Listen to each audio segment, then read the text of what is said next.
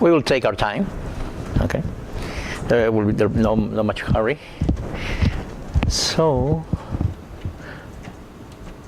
you see better. You see well, right? Okay, perfect. So everybody should be here. Yep. Where our repos are. So now we're going to learn to use the GitHub. Okay. So the purpose of the school, this is the first version that we have this time, right? First, well, most people that were accepted and the policy to accept students in general are the ones who are interested of going into data science, not who are data scientists.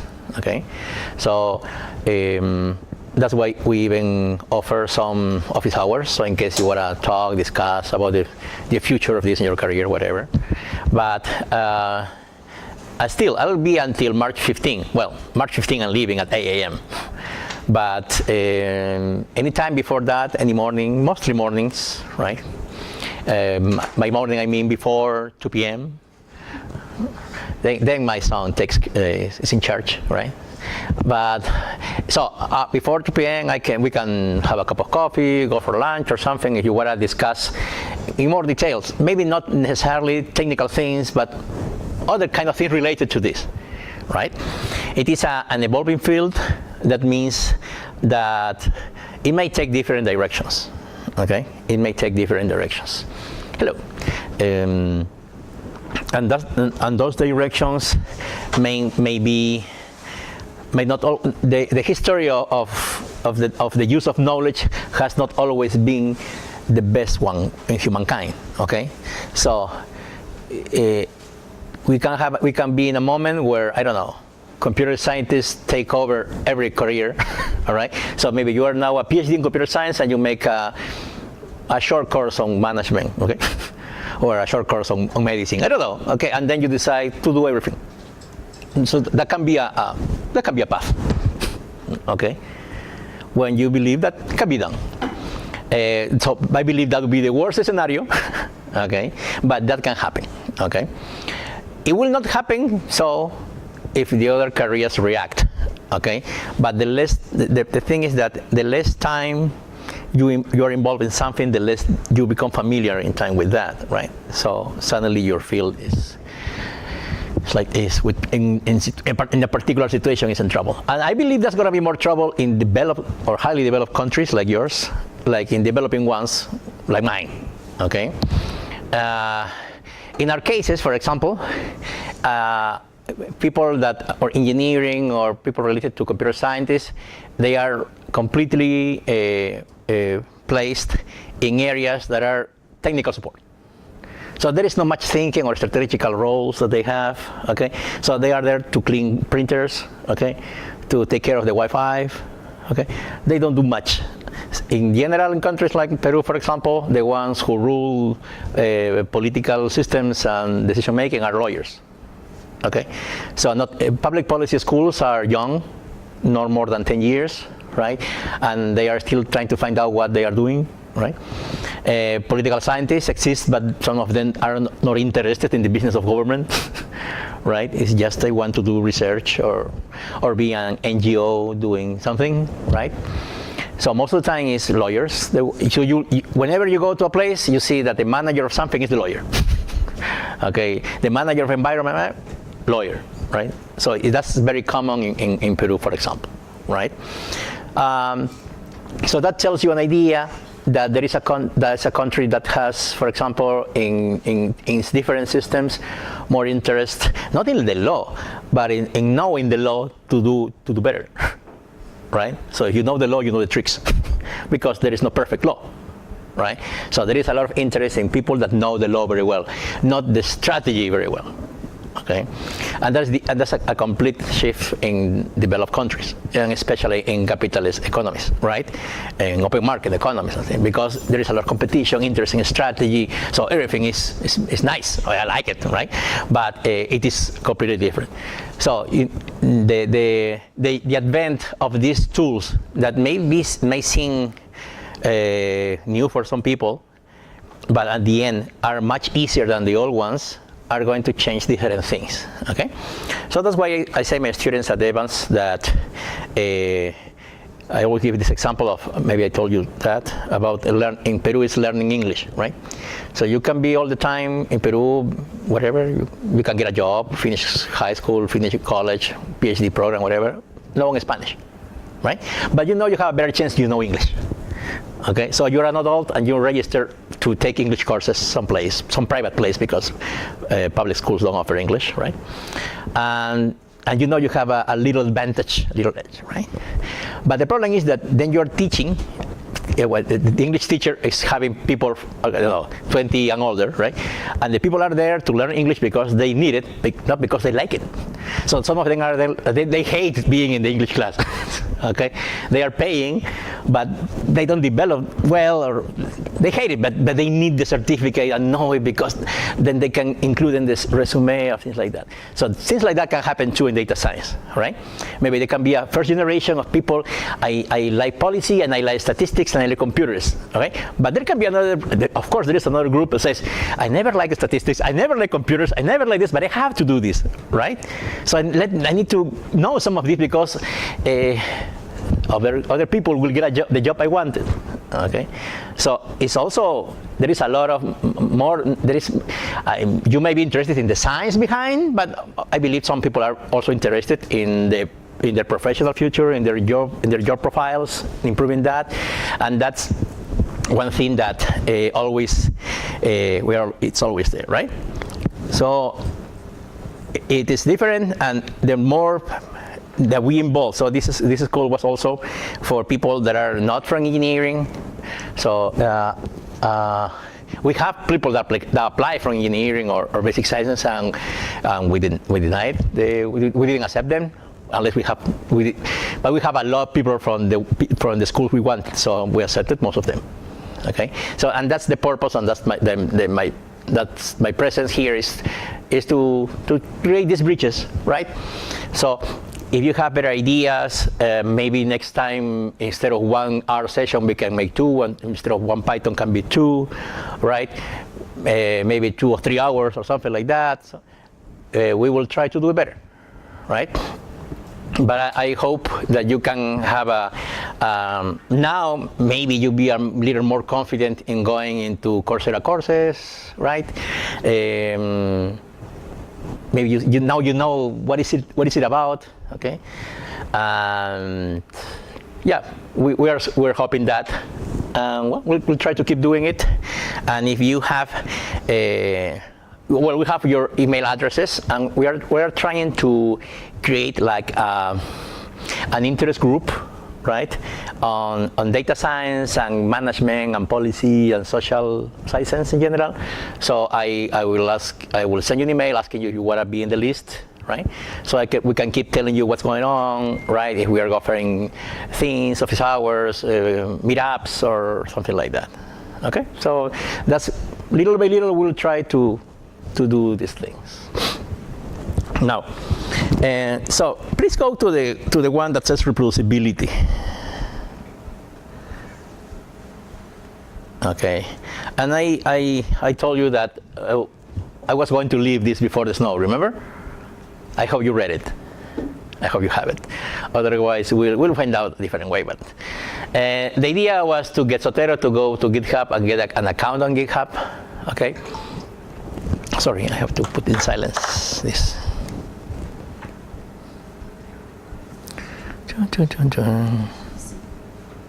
Silence until tomorrow. No, until 1:17. So when we talk about reproducibility, it's something that how can I tell you? For example, when we talk about open science or open data, all of these tools are making an interesting impact in research methodology too, and also in professional work. Why? Because suddenly there is this an interesting movement in making every research or every result that is published reproducible, so that I can replicate what you did. Okay, it was not a common thing 10 years ago. Okay, so you prepare a paper, right? You send it to a journal, and you say, okay, just in case you can. So sometimes, maybe you have. Most of you maybe wanted to read a paper, you got it, you see the tables and the plots, you never have a link to the data, all right? So you just see the final result. And you were looking there and they give you, okay, acknowledgement, thank you for the cooperation, for the money I got, but you never got a link where to get the data, okay? So reproducibility is not only to have the data, it's also to have the code that produces the results using the data, right? So, the idea now with these tools is that, okay, we can make the science open, right? So we can know the methodology you follow, the technique you use, and I can replicate things. There are some studies there that, or some famous authors that years later, some people tried to replicate what they did and they never got the same result, okay? So there is an interest in, okay, let's make it reproducible. So I'm going to show you those tools because I believe they are interesting, okay? Most of that, because I believe they help you do your work in a neat way, in an easier way, in a faster way, okay? However, that's my point of view now that I've been into this for several years, right? Before the advent of knowing the tools of reproducibility, I was the master of Microsoft Word. Okay, so everything, Excel. Yeah, and Excel, of course. I was the Windows guy, yeah. So I say, okay, there's nothing I cannot do with words. So now you know Word and I know Excel. Of course, PowerPoint, right? So, and then when I was in Fairfax, at George Mason, the PI told me, oh, okay, we're going to work with Latex. Okay, I said, Latex? So what are you going to work with Latex? When I heard about Latex when I was in my undergrad studying math, okay? But Latex? Where are we going to do Latex? No, you're going to like Latex. Oh my God, but I know Word, okay? No, let's go Latex, okay? He's the PI, okay? And he was so nice, he gave me a big book. So that scared me more, right? Oh, you don't know Latex? Okay, let me have this book of Latex. Boom. So it's faster to read the Bible than the Latex material he gave me, right? So I could read the Bible again, maybe. No, so I said, okay, I never opened the book. So I started doing it, all right? And then I got it. Now, I am a Latex guy, okay? So when I am in Word, I feel weird. I still use it, but I feel weird, right? So instead of Word, I better use Google Docs or something like that, okay? But anytime that even my syllabus are produced using Latex, okay? My book is in Latex. Okay, my dissertation was in Latex, so then I became the Latex user. So they say, oh, okay. So suddenly, but what happened? It took me like 2 months to be doing Latex every day, right? Okay, to then know, okay, I feel comfortable now. But there is a time, like R or Python, at the beginning you don't feel comfortable, right? Because you don't see, I don't know, how do I write bold? What is the button? No, everything in Latex is commands. Okay, so if you know Latex, this class is going to be easier, right? Because I'm going to give you a short trip through Latex too. And the good thing is that we can combine. We're going to combine Latex. Okay, we're going to combine R in our studio. We're going to use Github, and we're going to have our Zotero. Okay, have you used Zotero before? 1, 2, okay. So Zotero is great, okay. Some people ask me, teacher, what do you think about Mendeley? I cannot tell you because I never use it, okay. Why don't you teach Mendeley? I don't teach it because I never use it, so I cannot teach it, okay. So I always use Zotero, okay. There are other softwares that do similar things, but I just got used to Zotero, and then I'll show you what I got, okay. It's up to you if you don't like Zotero, okay? But I believe, Mendeley and Zotero is a big competition. I just pay attention to Zotero. But there are some web pages, right, there are some services like in Overleaf, right, or what used to be Shared Latex, that they can connect to Zotero or they can connect to Mendeley. So they have both options, but not to other softwares, for example, for references, right? So let's see how to combine this, okay? But in order for this to work, you need to have Latex in your computer and running well, okay? So the first step, in general, is always to run RStudio, because if we don't have RStudio running, we will be in trouble. Okay, let me see. So let me close this. You don't have this, you don't have this, you don't have this. I don't know what it is. Okay, and come where it says rswift. Okay, and go to File, New File. I don't know if you see this, but if you don't see that option, you can go to File, New File, rswift. Okay, so just click that, and if you have an orange, there is line 1. If before above line 1 you see a message that RStudio is not detecting LaTeX, then we will need to find another way for you. You don't see a message? No? See, if you don't see a message, it means LaTeX is there. Sometimes it is there, but sometimes RStudio doesn't recognize it. But if you see no trouble, I see a message. You see a message? You too. Okay, we're in trouble now. Okay, I'm going to make your life easier, but nobody else? Good. So what happens if you don't see the message? Okay. It is difficult to see what happened, okay? But this is to follow the class, okay? Did you restart your computer when you start LaTeX? Restart it now, just in case the whole thing restart.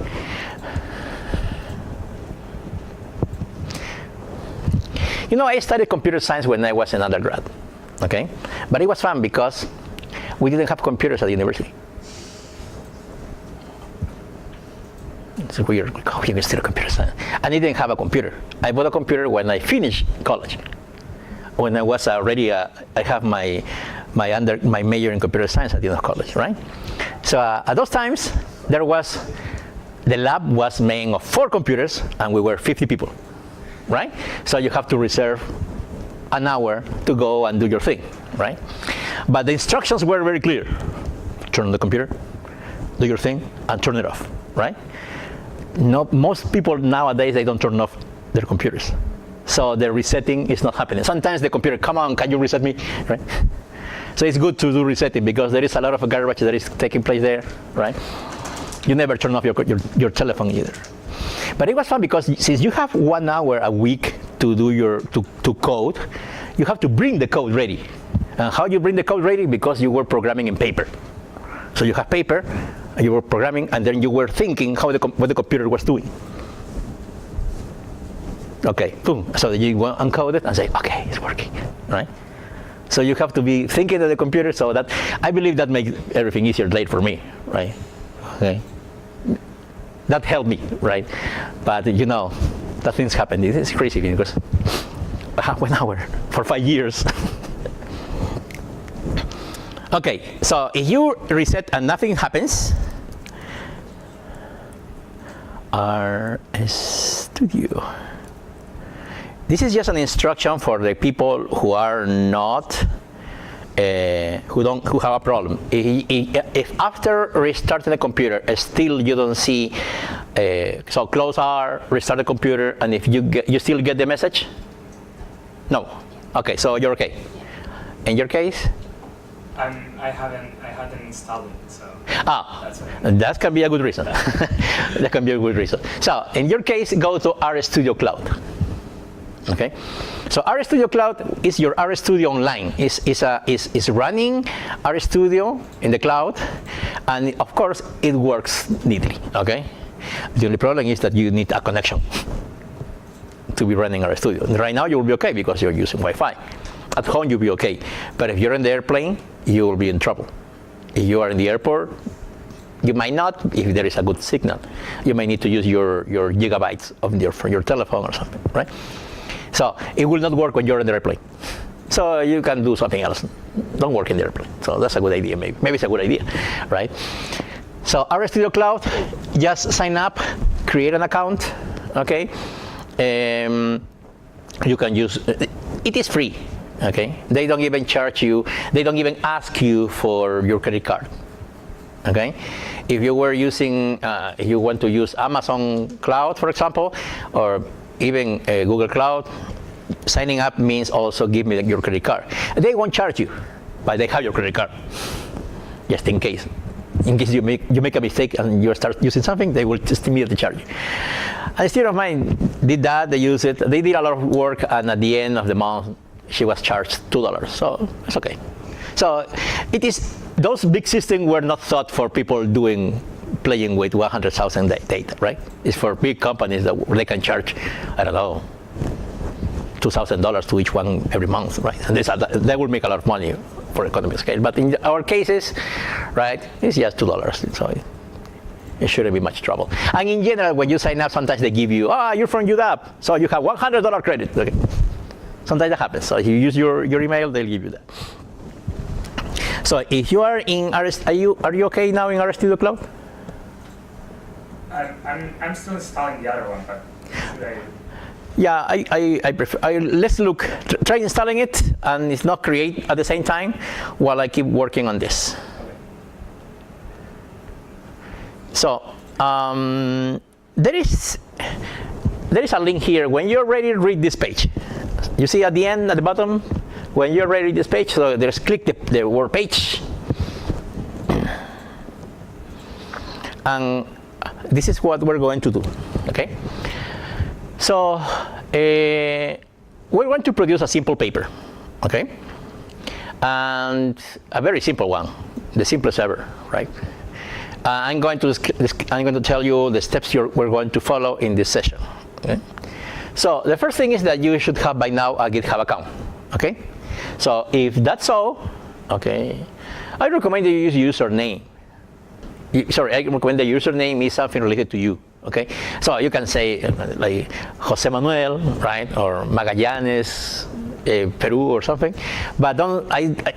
Why? Because it will be easier for you to share it later, or for you to remember it. Sometimes people say, "What was your GitHub account?" I don't remember. Say, okay, it was, I don't know, Beautiful Rose, okay, or High Mountain, or something like that. You can write it. Okay, they don't care.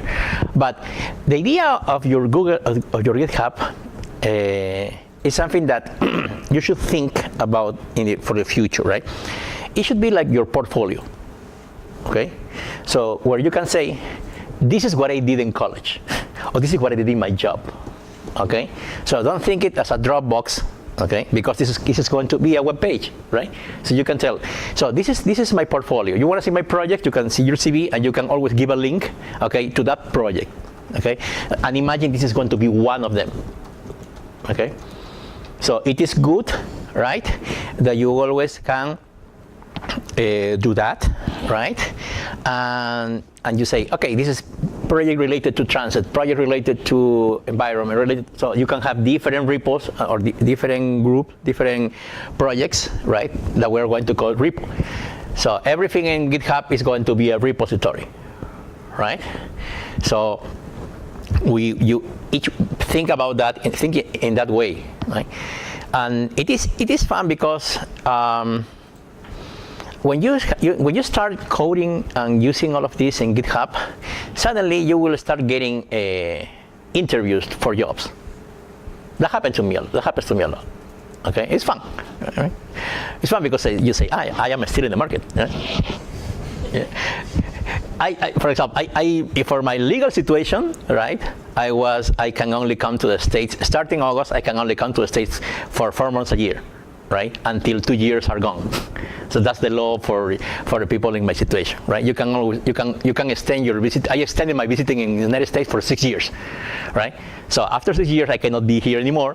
But if I want to be here, university can invite me only for a quarter. So that's what I'm doing here. I cannot come in April, for example, not even as a tourist. I need to apply for another visa. That will be $500. So that's too much. No? I can do tourism in my country. So, but the problem is that I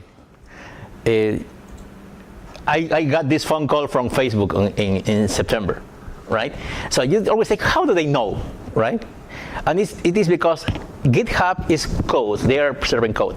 And there are, like, of course, like in Twitter, there are bots that read code and run code and say, this is a good coding. Okay? So there are ways to run the code and to see if the code is good. So they contact you. Okay, so it was fun because I went through all the interviews, and at the end, okay, we are ready to offer you something. Can you give us your paper? I knew I was not going to be hired, because at the end, so yeah, your legal situation doesn't allow. You see, because I was trying to convince the guy if I can open a Facebook branch in Peru, right? And he told me, no, you have to go to Melo Park, something in San Francisco. Okay, you have to come here to San Francisco. Okay, yeah, I'm sorry, I cannot do it. Yeah, so they were looking for a guy in churches doing some social stuff with the Facebook data. So I went through like 7 interviews, right? And everything was okay. So, but I knew I was not going to be hired, right? But my satisfaction is to say I am still in the market. Right? So that happened to me one time from Barcelona, one time from Switzerland, all right? At the end, I am a tenured professor in Peru, right? So if they offer me a salary for a beginner, I am going to reject it. But I am still okay knowing that I am still in the market. So that's good. But I'm telling you, maybe you would have changed your address to Switzerland. Okay? So, and you have to ask, how much is 40,000 francs, okay? Swiss francs. So, it's not too much, okay, so. Okay, to bring your family, no, maybe you're single, you can go. But this is a good way of letting people know you are doing something. Okay, don't forget that.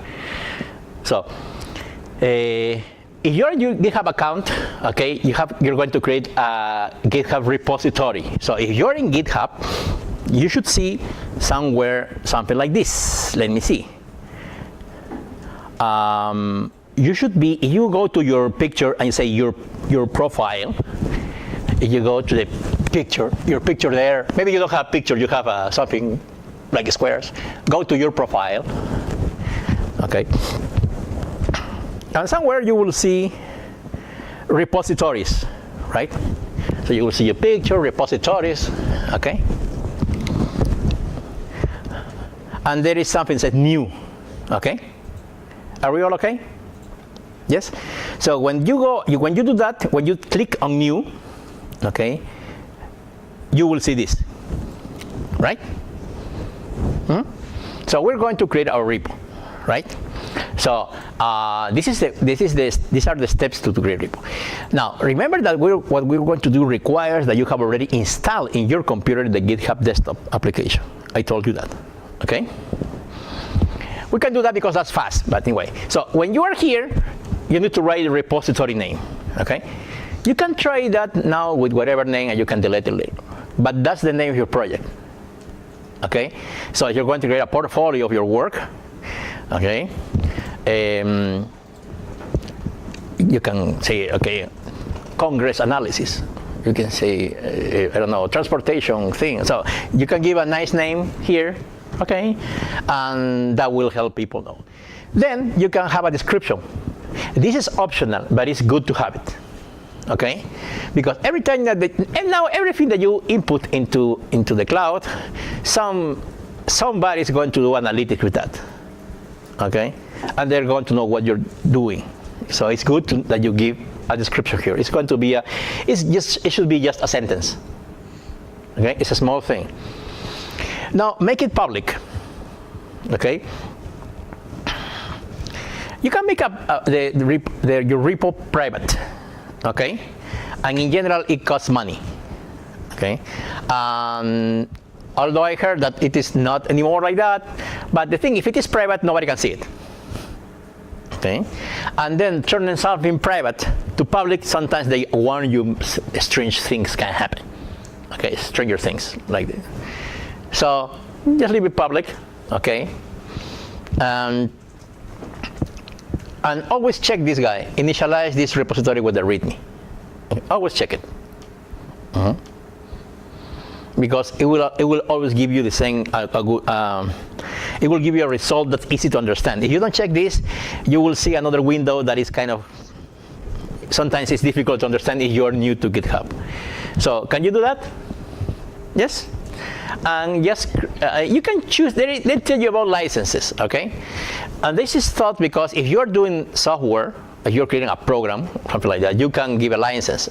But in general, of course, don't believe that this is a copyright thing. Everything here is copyleft, okay? However, copyleft means a lot of things, right? So they offer you a variety of copyleft options, right?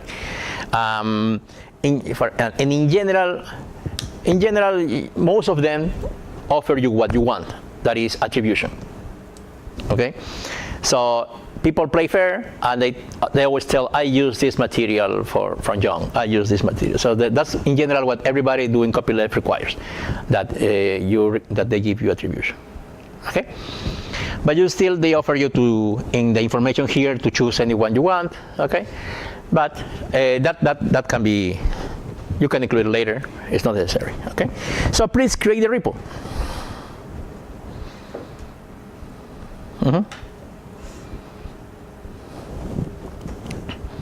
And that's easy. Yes, okay. So now, when you create a repo, okay,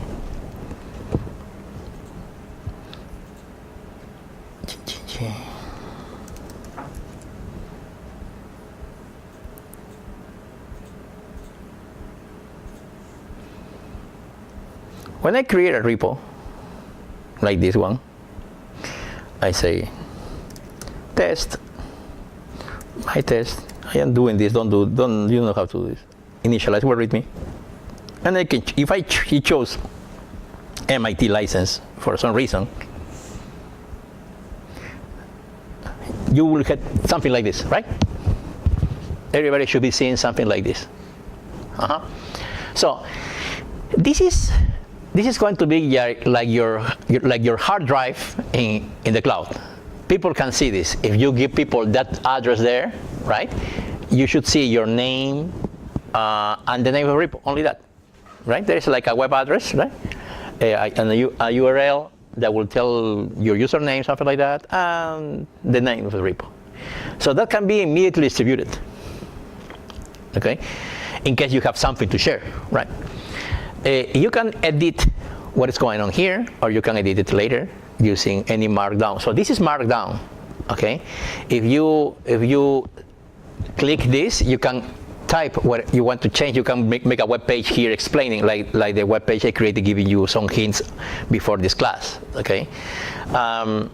You can change it here, or you can, in the next steps, I'm going to show you how you can alter that file if you want to do it, right? But I prefer not to do it here, okay? I always prefer to do it on my computer.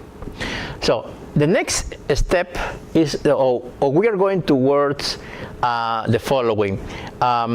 What we want is that this repo is also in my computer, right? And not also in my computer, also synchronized with my computer, okay? But there is a difference from when you have a Dropbox folder, right? You have the Dropbox there, or you have the Dropbox in your computer, okay? And whatever change you make in your Dropbox in your computer, that change will be reflected in the Dropbox too. There is a difference here, okay? The changes are not immediate. You tell GitHub when you want the changes to happen in the cloud, okay? So this can always be a clean, simple version if you want, and you can be playing in your computer until you decide to change this thing, because people are going to see this, okay? So our next step is to bring this repo to our computer, okay? So in the previous classes, I told you that, remember I told you to download the zip, remember? Yes, now we are not going to do that anymore. We're going to go in a different direction. So you're going to choose clone or download, but instead of download zip, okay, you're going to say open in desktop. This is going to call immediately the program you have in your machine. I told you to download and install the desktop version, right? So can you please click on open in desktop? When you click on open in desktop, sometimes you might get this message, okay? Are you getting this message? And it says open GitHub desktop app, and that's what you want. Immediately you're going to see something like this. Do you see something like this? You will not see it if you don't have the desktop installed in your computer. So remember that when you have Dropbox or when you have any other of these packages that have you have a copy in the cloud, there is always an app in your computer installed. It is not compulsory, of course, that you have Dropbox in your computer. You can decide not to have it. And the same thing with GitHub. You don't need to have it. But if you're going to have it, that you must always have it because that's the way you interact. You need to have this, like this window that is in black. You see? Okay. So, and in this situation, there is another difference here with Dropbox or Google folders, that it allows you to put your repo wherever you want. Okay. When you were in Dropbox, you have to be in the Dropbox folder. If it is outside Dropbox folder, it will not be synchronized. So you gotta be working inside the folder all the time. When it is GitHub, you can really the word is that you can clone. Okay, you can clone your repo anywhere, and each one of those folders will have the same capabilities to deal with the cloud. Okay, you don't need to have a specific location. By default, okay, you might see something here that says Documents GitHub maybe, or GitHub directly. By default, your computer has created a GitHub folder, but it is not compulsory. You can put it wherever you want. Okay, so when you click Choose, that's the moment you can choose the folder, right?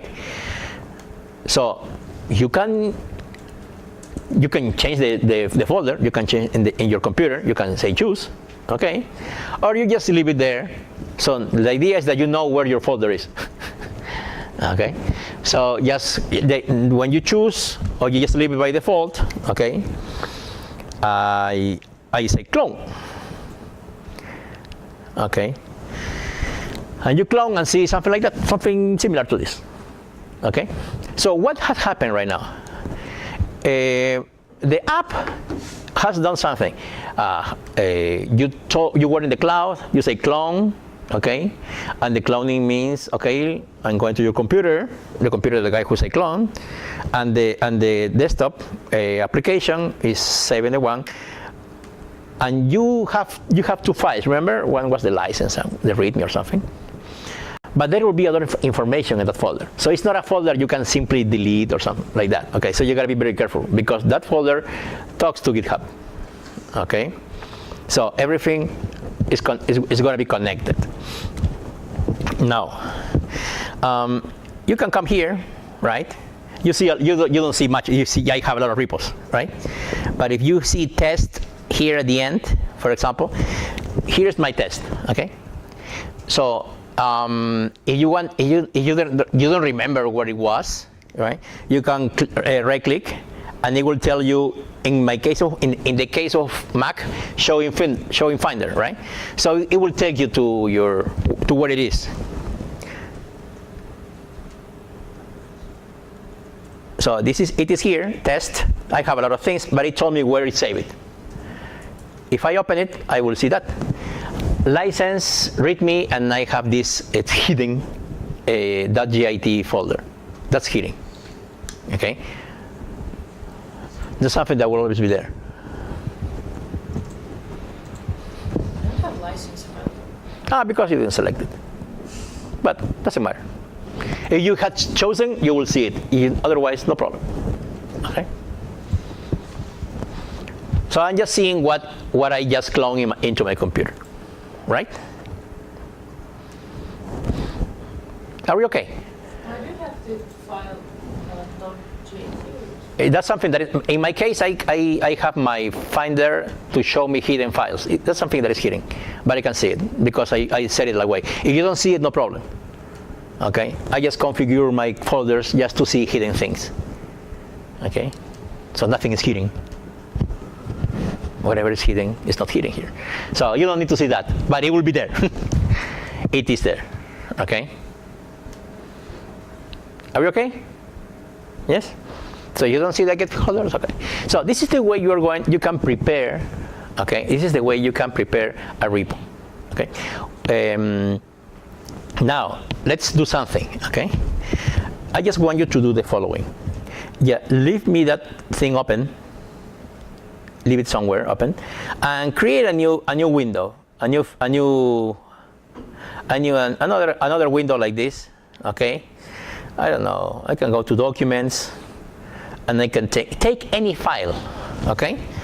But I prefer that you take something that looks like a data file. You can write anything, yeah? But if you have an Excel file,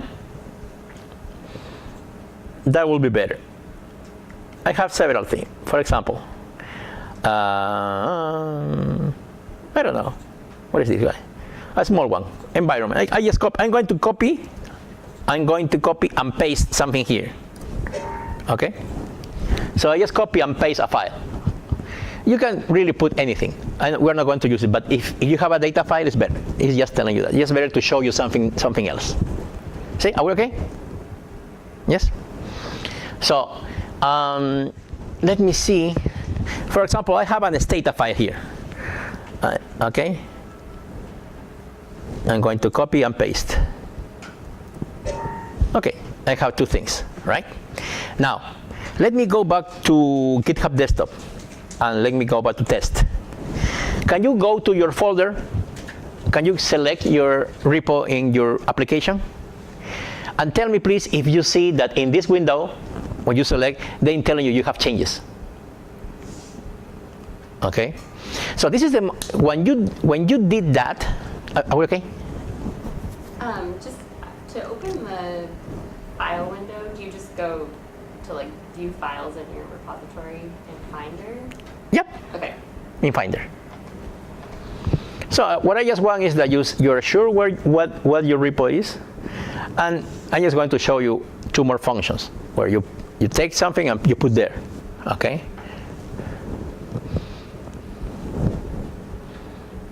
You're okay? You're a master in GitHub, right? I don't see any files. If you need to put the files. So It's empty here? How should I? no. When you're here, right click, show in Explorer. Okay. So you have this file, that's what I told you. Now, what I told you is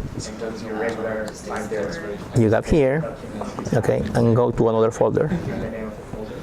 Yeah, that's what I was thinking. But Chris, what's that? I need a new folder. The other one's just, oh, it's just documents. Yeah. What is this? New one. Yes, that's the new one. Ah, no, I don't want that. What the? I want to see the. Get rid of that. Delete that. Yeah. Just click, yeah, and then right click, No. right down there. And click there. Oh, right. Choose and. Anyway, start, yeah, yes. No, but don't double click. Yes. Oh, yeah, Windows 2. Yeah, so. Okay, so that's it. So people that are really familiar with GitHub, they use the terminal. And then just copy Yes. paste it. Okay. What I need is that you bring me one file into my first repo. Yes, for example, I want that you are, I don't know. You just copy this, and then you come to my first repo and paste it. That's all the way. That's all the way I want. But when you do that, you come back here to repo, Yeah. No, back to the program. and you see that they tell you there is new file. Okay. So the purpose here right now is to know that if you created a repo online, you clone that repo into your computer. You see the contents, and suddenly you put some new information. Okay. Suddenly you put whatever. If you go back and take a look at the GitHub desktop, okay, they will tell you, hey, you have something new. It doesn't need to be a file. It can be the same file, you change one line. You add something, and it will tell you, hey, something changed. Okay? So this is the way of GitHub telling you something changed. Now, whatever you have here, you don't have it in online. Okay? So if it were Dropbox and you put something there, it will be online. It will be synchronizing. It detects something is new and it's synchronized. Right? But in this case, not. It is telling, okay, this is what you have changed. Do you want me to do that? You are now in charge of doing that. It is just telling you that you have changes in your computer. Right? So there are two steps here that I also tell you. There is something that is required. So these changes in my case, for example, you can say project data. Okay, so this is a way for me to remind me what I'm doing. Okay, this is my project data. This is my project bibliography. The idea is that you write something. If you write X, Y, Z, it will be the same. That's your problem, because what GitHub is telling you, what are you doing? But it is your responsibility to write a small set of words that describe what you just did. Okay, it's just for you to know what you did. You don't need to give a description, but you can. Okay, but this is what you need to understand is the following: GitHub is going to it wants to synchronize, but whenever it's going to synchronize, it gives you the opportunity to know what you did. Okay, so if you want to remember that, use a good name, a good simple description here, right? And now we have two steps. We can say commit. So that's the first step, commit. Okay? You will do a commit whenever committing only means the following.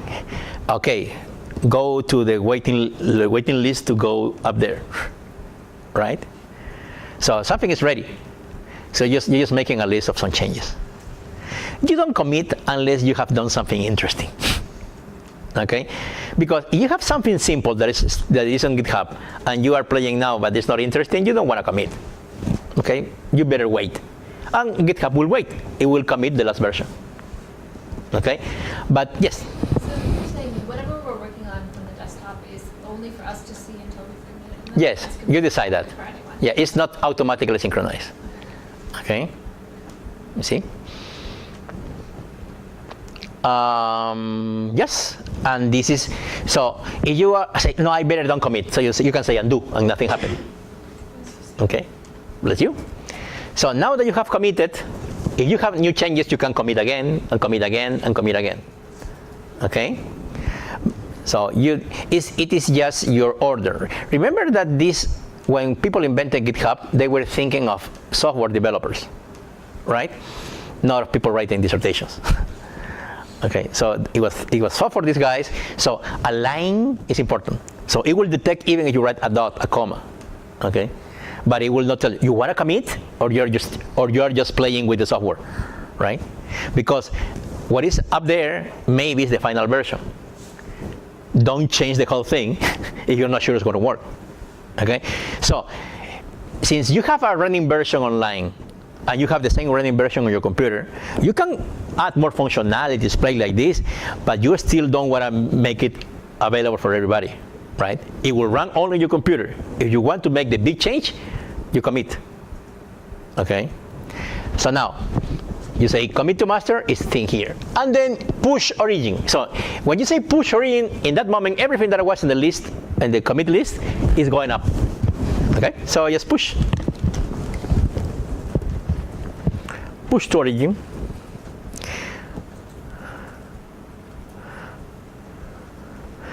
Yeah, so these are in my material is step 1, step 2, and step 3. Okay? So this is what happens.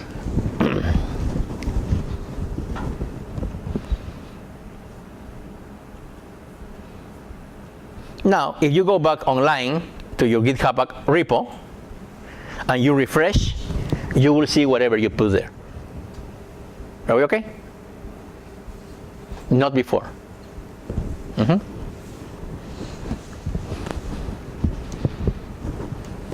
You just have like fetch origin and push origin. But you push it. Yeah. After you push, it tells you fetch, but there's nothing to fetch. Imagine, I hope I don't confuse you, but it says fetch origin now, right? There, right? Why fetch origin? Because if for some reason, remember I told you you can change the markdown you have in GitHub. If you make a change there, right, and you want that change goes to your computer, you say fetch. You don't commit anything. You better fetch, and everything will come to your computer. So that means that if you have somebody else doing something in your repo, because you can share your repo, okay, and you want to have what this person did, you fetch first. and that will come to your computer. Okay.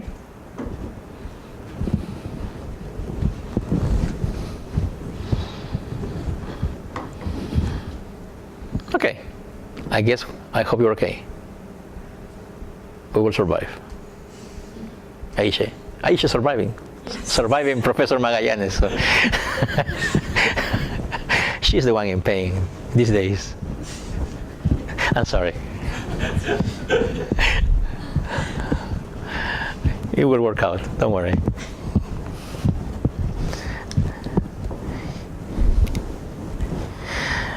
Okay, now what did it say?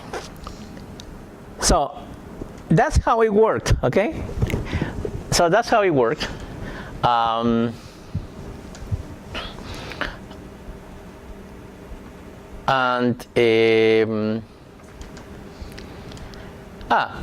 wanted to do this. For example, let me go to my repo, to the repo, this one I created. I'm going to delete soon. So we have CSV and we have DT. I have a state data file and I have a CSV file. CSV files are friendly, DTA, everything is friendly here, but you need to know the following. When I started using GitHub, I don't use my files in my computer anymore. I use the files from GitHub, okay? Because it is always messy, okay? Know the path to the file. Because when you're working on your computer and you're using R or Python, you need to tell where the file is, right? So you say /c/documents/ so many slashes, slash on backslash, or double backslash. So it can be messy, okay? And sometimes it works well in your computer, but immediately when you share your folder, the code will not run. Because when you write a code using the location of your computer, it is not going to be necessarily universal for yours. Right? So I give me the zip file, and you send it by email. Okay, you open the zip file, I cannot run it. Okay, I need to find the path again. How was it? So sometimes that takes you 5 minutes, and sometimes you don't have 5 minutes. Okay? So since I am using GitHub, I can have the file wherever, but everything is in my repo, right? So that I can, instead of having in the computer, I just use the link, and I always talk into the file I want to talk. Okay? So in my case, environment CSV, if I click a CSV file, if you click the file, something important, right?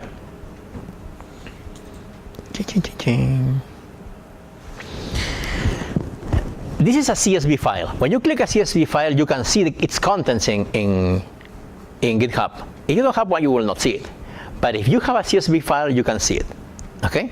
Now, just one thing. You can see a link there. Okay, you can see a link there. So maybe you say, I'm going to use that link to open it in R or in Python. Okay, because you can read it. But I'm telling you, in order to read it, you don't use that link. Okay? You right click raw and you use the link here. Okay? So if you right click raw, okay, there is an option that says copy link address or something like that. Right? So you can copy that address. That's the address you copy, and that's the address you can use anytime. Yes? Why do you... So what's the difference between using the raw and the copy path? In general, this is the one that always works for me. That's the easy answer, right? Because I don't know if there is an alternative to the copy path, right? Because, you say in your computer you have to follow your path. And what I'm trying to do here is not to use my computer. It's to use a file that I have in GitHub. Okay? So there is a nice job here to always make sure that the files that are in GitHub are the ones you're going to use. So there is some data maintenance. But you work on your computer in the file, but it's always up there, updated. Okay?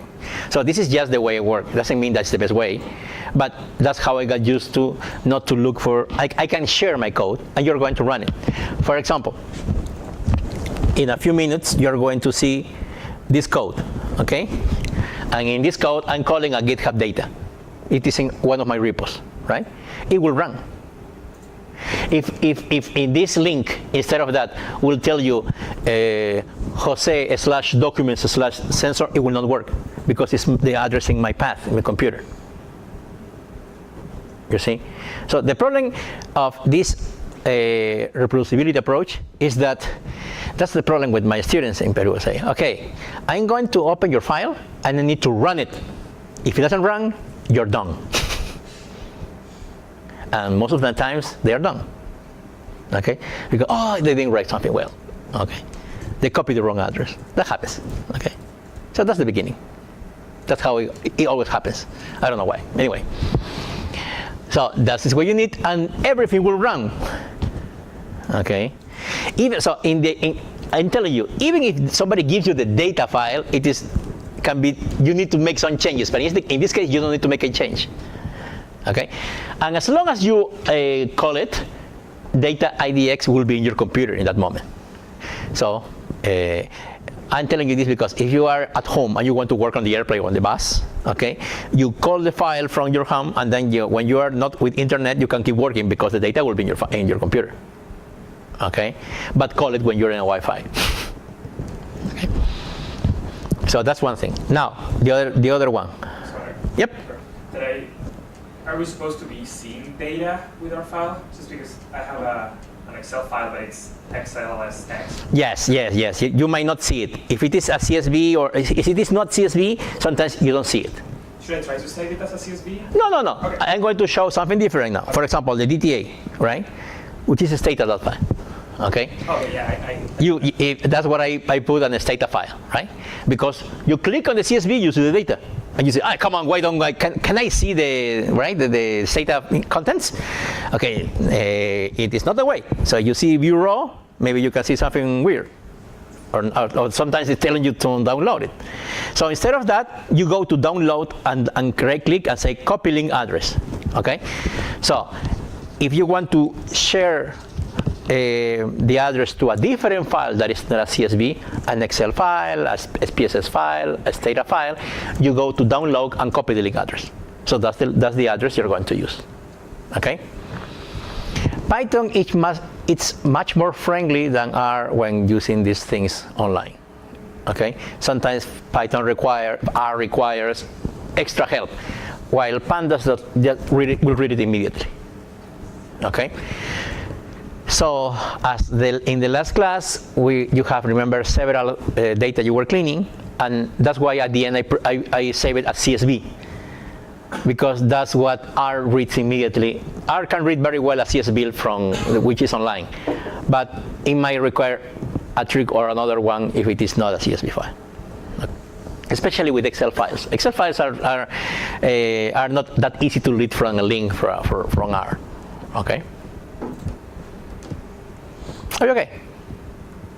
Yep. So that was now it is one of the most important things, okay? Because from now on, even if you do the most simple plot, the most simple analysis in R, okay, everything has to be in a GitHub repo. Everything, not in your computer. So it's going to be your computer, but you always will that's what I recommend, okay? You will always use the link to that. Of course, imagine you are working you are in Excel and making changes to your data, okay? As long as you make changes to the data, when you say commit, when you are in GitHub, hey, you have changed something in your data, okay? So you commit the new data, the link will not change. The link will not change. Another important thing, if you I don't know if that has changed, but when I had private repos, okay, I always have a problem calling the data. Okay, because it's hidden, and sometimes it is telling you why do you want to find something that is not available. So it is not telling you who it is. If you share a link of a data file that is in a private repo, it might not work. Okay, it works the first time sometimes, but it doesn't work the next time. Maybe there is some intelligence there. Okay, got it? Yes? The data is, if I don't want to open the data to the public, how can I share? If it is yeah, that's the problem. Okay, these tools are thought for the open science community, right? And that's an important question, right? Because I have several plans, several projects that I had in Peru, for example, that I wanted to. So I came here to the office of the Attorney General, right? He said, hey guy, let's do this fancy stuff. Oh, this is great. We want to do that because that will help decision making. So everything was okay. And then they called the cybersecurity guy. And he told me, no, we cannot do this. So that was the end of my project. Huh?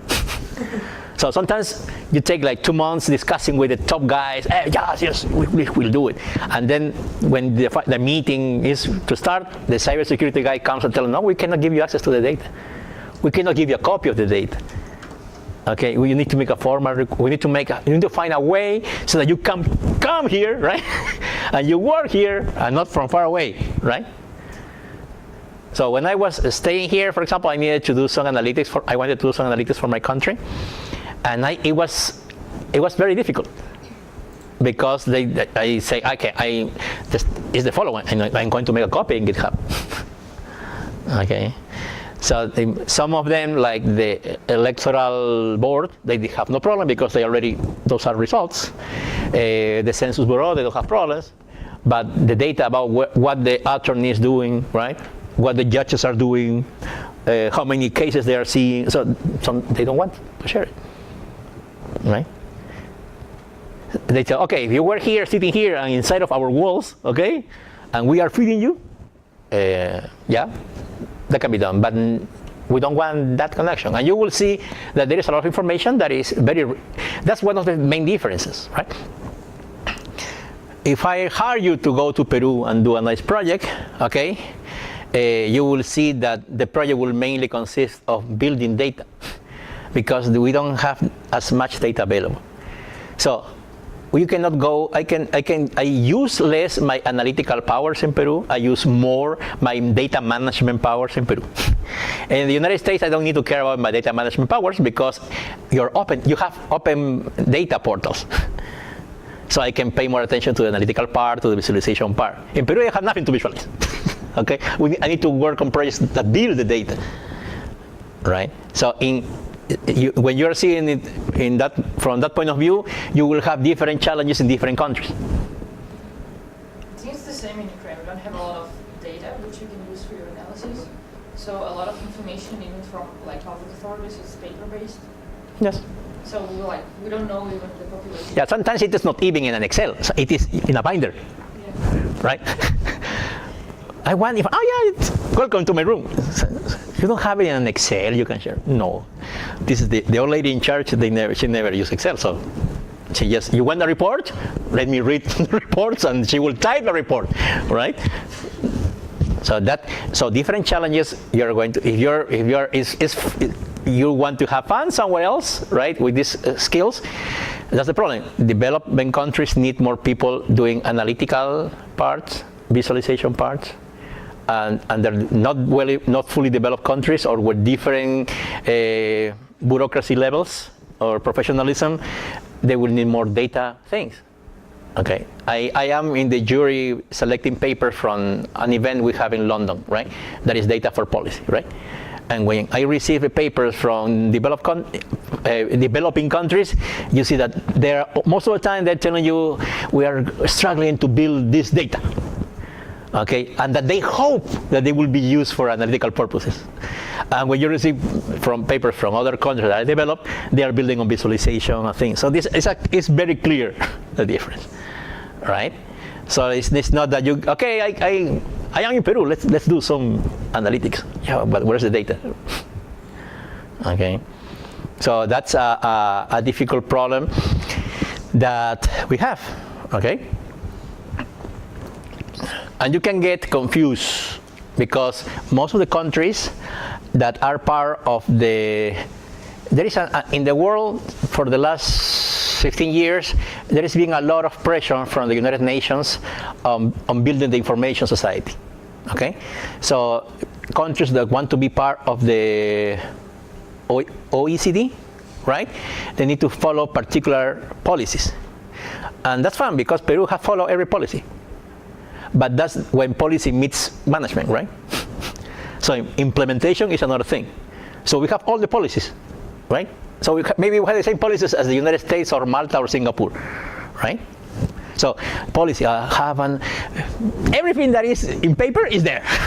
Okay, the thing is the implementation. When policy meets implementation, that's can be its doom, right? And of course there are places where you still have that fight. If you are working on health, it is not easy to open, right, health data. Okay, because for example, in the United States, if it is in Peru, for example, where maybe everybody has universal health, it might be no problem. But in countries where the health system is so privatized, they say, hey, so hello, what's your name? Social security number? Computer? No, don't give an insurance to this guy. Okay, rejected. Okay. So it is difficult, and it is very now. One of the hopes, for example, in these projects was anonymization, right? To make it anonymous, right? But there is always, every time that people propose an algorithm to make things anonymous, there is another guy who discovers how to break the code. So how to, at the end, it's possible to know who you are, even though they didn't tell me who you are, right? But making connections and merging and queries and say, okay, this is you. Okay, so people can finally know who it is. Right. So we haven't discussed the last year. We were discussing about that in another meeting somewhere else in Berkeley, and that was the last report. I am not working on that, but that was the last report. Right. We still don't have a 100% way of make somebody anonymous on the web, unless we aggregate it. And when we aggregate it, then we go back to all the statistics. Because in the all statistic approach, we use averages, right? So I can use the average of the city. But that's not the guy, that's not the person. And the advent of data science or the advent of big data is because the premise that I can get to you, okay? So I can serve you better. But that's a promise but the story is just half the story, right? Because having the information of you, of one person, means a lot of things, right? And that's something we are still fighting. Yep.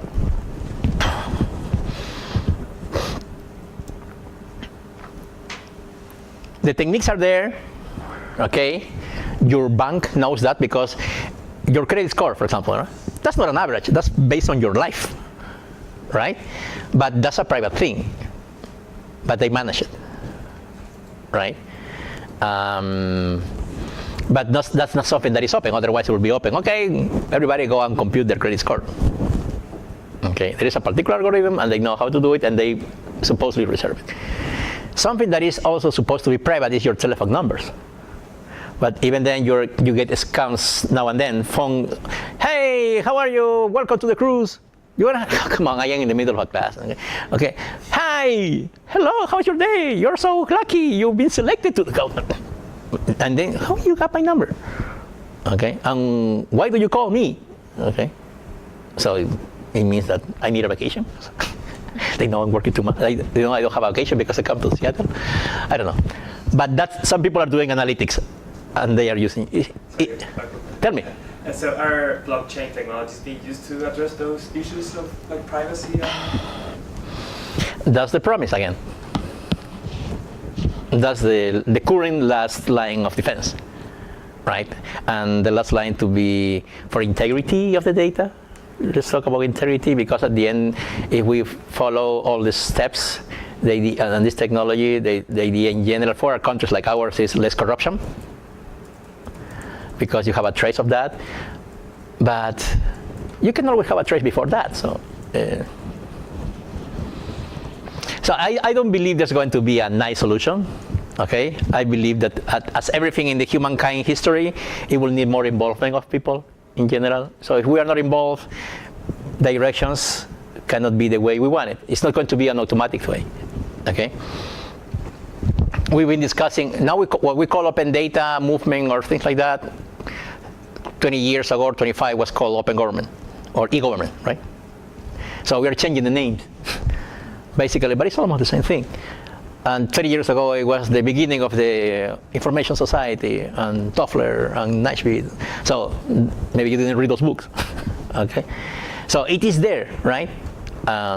It is an interesting collision between interest of a great society, because they give you the tools to be a great society, but also the interest of commercial industries, right? That they also see, because internet is not free. It looks as though as the internet were free, but it is not free.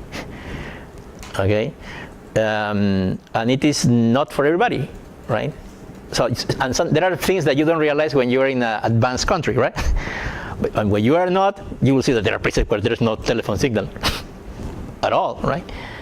So it is not that, even though it looks that the society in general advances as a whole, it is really a small portion sometimes, right? So, but that's why that's why we need people doing policy on this, right? Not only technology people, right? So that's the important part. Good. Okay.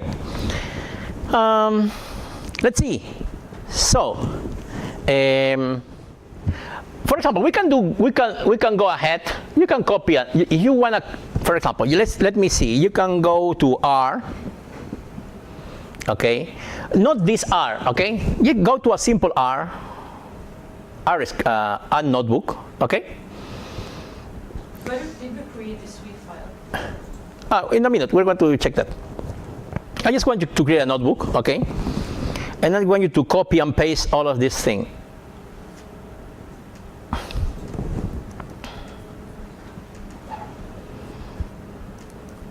You can copy and paste that.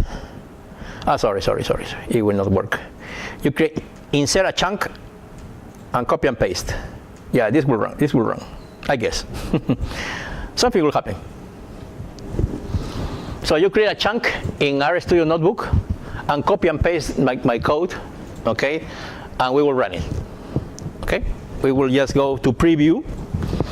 When you go to preview, it will ask you to save it. You can write test, okay? This should be in your test, okay? So remember, when you are going to do this, you are going to run this in your test, in the repo you created, okay? So create a new R notebook, insert a chunk, and copy and paste everything I gave you, okay? And save it. When they ask you to save it, because it's a new file, just save it here. It's a new notebook. It's not a Swift, okay? Not the Swift, not yet. It's just an R notebook. So I save it there.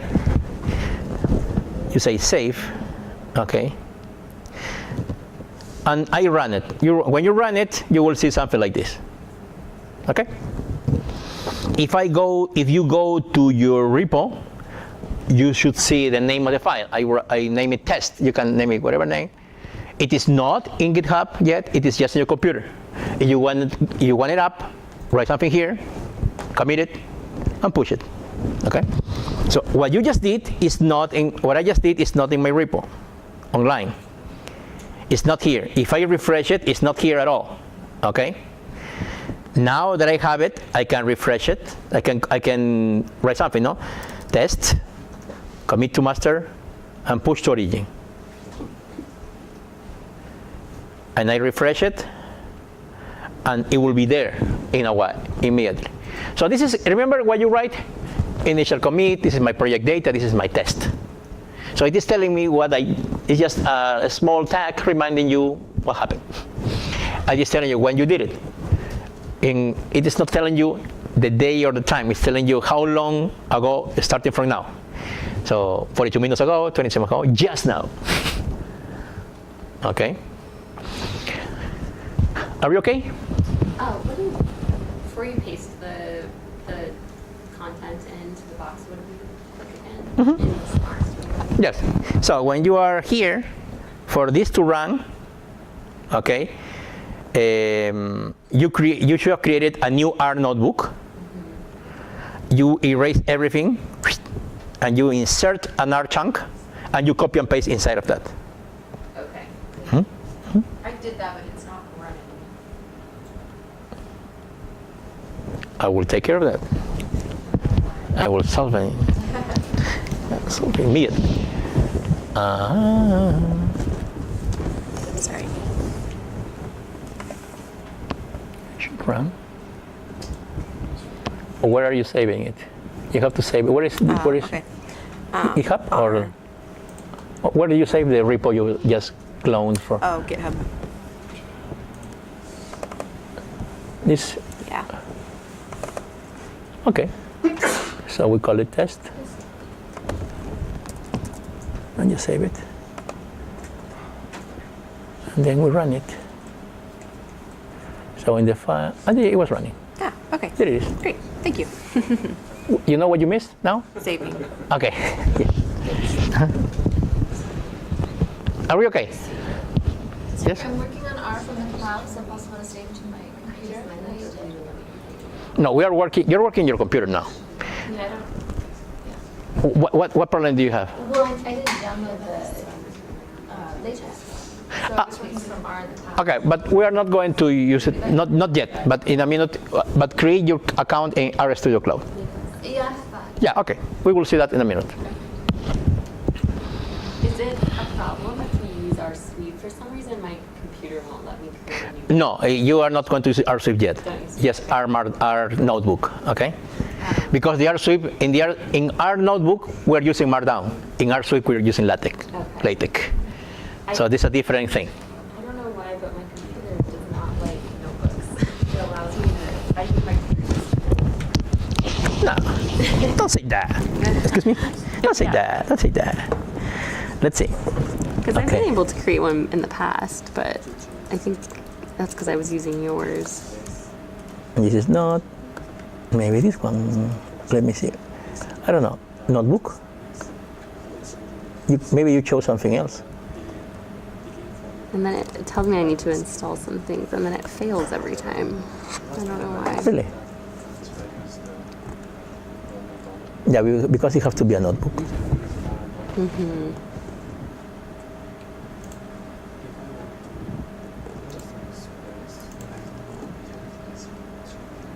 Dun, dun, dun, dun, dun, dun.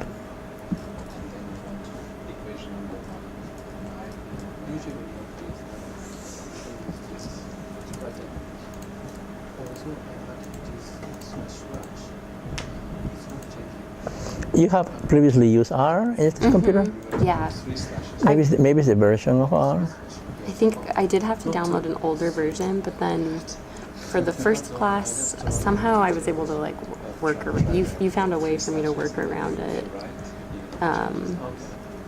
even though I think it wasn't totally the right way. I don't know.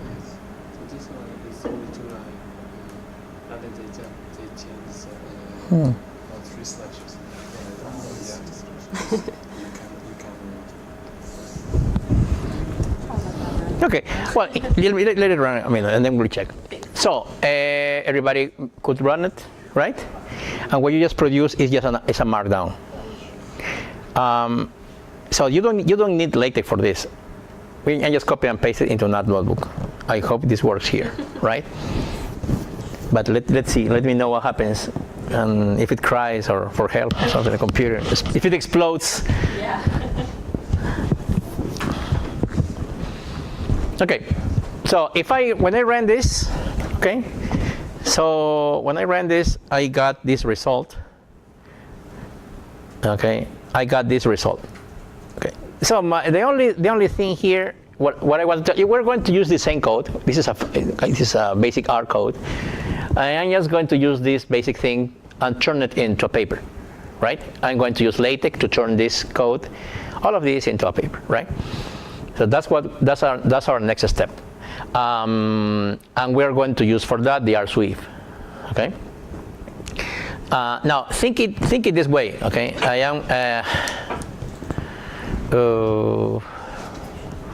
It is very common that when we use LaTeX, we use templates. Okay. In fact, for my dissertation, the university had a LaTeX template, and they gave us the template. So we just follow the template, and we finished.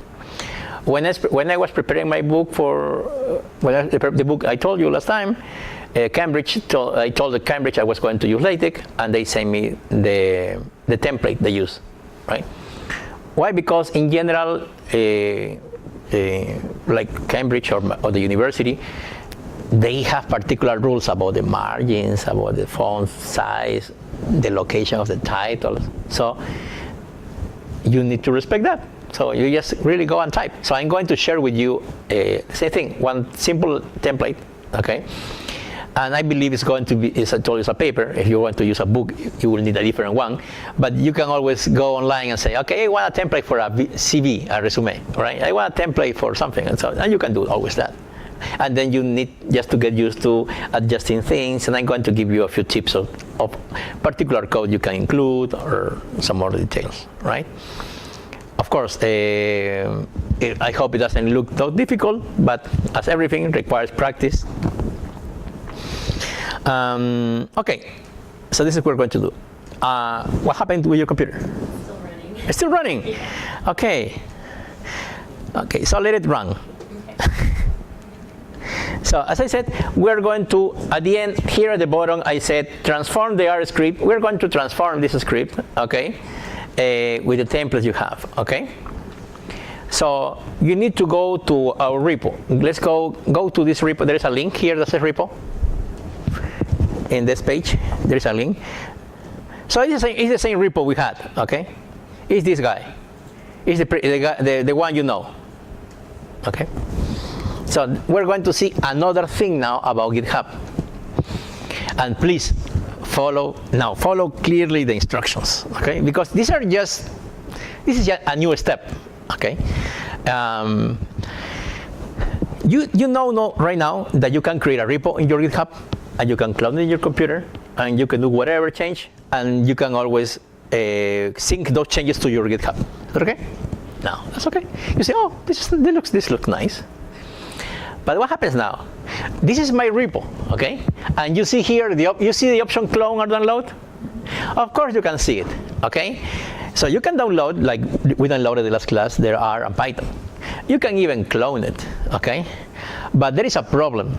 Even though you can clone it, you cannot synchronize it. Why? Because this is not your repo. This is mine. So it will be absurd that you can access anybody's repo and you can sync your information there, right? So it shouldn't work that way. And of course, it does not work that way. Okay? But you say, okay, but I like your work. Come on, don't you say this is open science? All right? So the open science starts here too. And there's another aspect. This is the forking moment. Okay? So there is if you are in your account, because instead of my avatar there, you will see your avatar, right? Yes? You can see your picture, a flag, or I don't know, any emoticon you want. And there is an option fork. Yes, please click fork. Click the word fork. And then you'll see an animation that is taking my repo and is forking it, right? Like taking a sausage or something, okay? The fact is that forking is the moment when you take a repo from somebody else and you make it yours. But that copy of yours, that you can now do whatever you want, will not alter my thing. And that's the moment when you require a license. Because when you fork it, and you read that it's an MIT license, Apache license, or whatever, okay, you are accepting that you're going to say, okay, this repo belongs to Jose, and from this material, I'm going now to give a course, okay? Okay, so tomorrow you're going to organize an Evans workshop, okay, about repos, and say, you have to say, I'm going to use this from Professor Magallanes, okay? That's the only thing that the license tells you. But of course, whatever you do, if she wants to improve, make it much better, easier to understand, whatever changes she does, she can do it, but she has to attribute the originality of my work. That's the only thing that, in general, we request in this community, right? And that's how the world is working right now, kind of, okay? But the thing is that whatever changes she does, or any of you does, that will not affect my original work. That will affect the repo you forked. So you should now, instead of eScience Winter School Reproducibility, you should see your username and reproducibility, right? And below it says that this was forked from me, right? Yes. So now, I want you to work with all the, let's say paper 1, 2, 3, 4, 5, 6, 7, 8. So in order to transform the code I gave you, right? Remember that code? Into a final version, you need to follow 8 steps, okay? So really, you can start by the last one, okay? But I'm going to tell you one by one, little details. So that's what we're going to do in a while, okay? So now, if you want to work on this, if you want to make changes that I am not going to see, okay? You need to clone the repo. You fork, not my repo, okay? If you fork my repo, okay, you will not be able to commit anything, okay? It will tell you, what are you doing? Okay. Unless I turn you into a collaborator of my repo, which I am not planning to do. Okay. You will change my material, you see? Okay. But you can change the material in your fork version. Is that okay? Sounds good? Yeah, so let's, please, clone it now. Clone your fork repo. Come here and clone it. Now it's yours, okay? So it's yours. Now, you're going to clone it. It's going to be a different folder in your computer. You can put it anywhere. Can you put it to this test folder? Don't put it inside of another GitHub repo. Okay? So the only condition I'm telling you is when you clone it, don't clone it inside another clone. Okay? Clone it in documents, something like that. But not inside of a repo folder. Okay? Not good. Not good.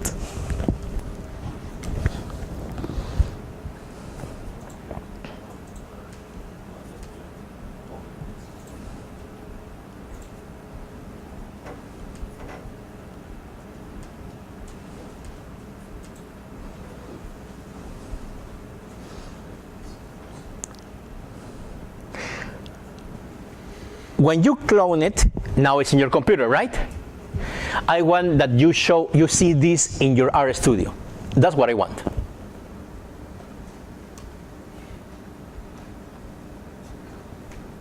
And that's when we're going to make a break. Is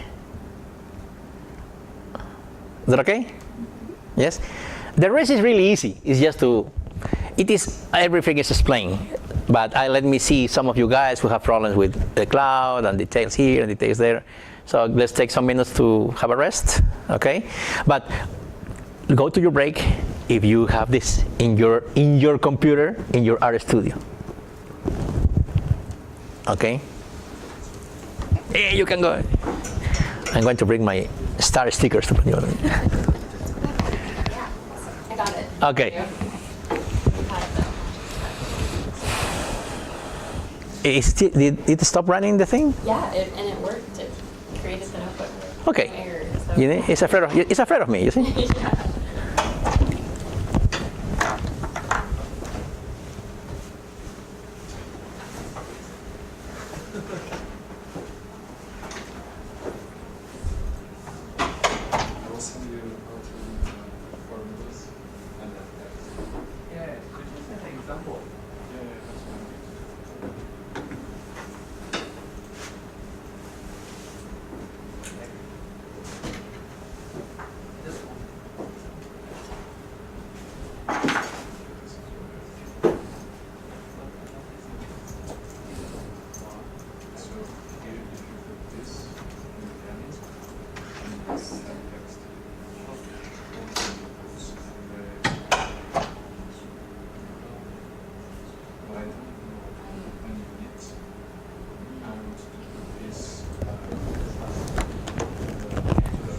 Are we okay? You need some help? No, I missed the steps. Okay. Can you sit there? Yeah.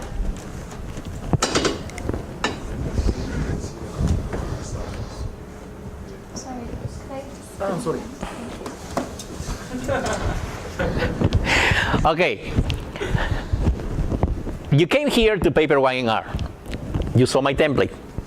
I told you every element is described there, right? And why don't we do it in links, for example? Because there are other editors for LaTeX, right? The thing is that when we are here, we can include our code and be run at the same time with LaTeX. Okay, that's the only difference. Okay, so when you are in SPSS, okay, and you are with Word, right? So you're running, you see the image, you copy or download it, and paste it in your Word. But you have to do that at the end, because if you have new data, you will need to do it again. So, and it takes too long. You will see here that everything that you do will be in the same document. So that's the good thing of R Swift. It allows you to exchange information with LaTeX. Okay. So did you change? Did you run it? And I hope you didn't get any message. See your latest fake name, United States. Okay. You see here the abstract. You see here the number, introduction. Exploring data, remember? In section cat explore, remember? But this is cat explore, this is the label here. It appears 2.1. Okay? And then you say, that's how they make papers. That's why they look so neat. Okay, yes. In general, LaTeX will help you to do it. You will have a nice output. Okay? So this is the first one without R. There is no R here. Okay? So the next one will be with R. Are we okay? So you can go to paper 2. You can close the other one if you want, for sure. Okay.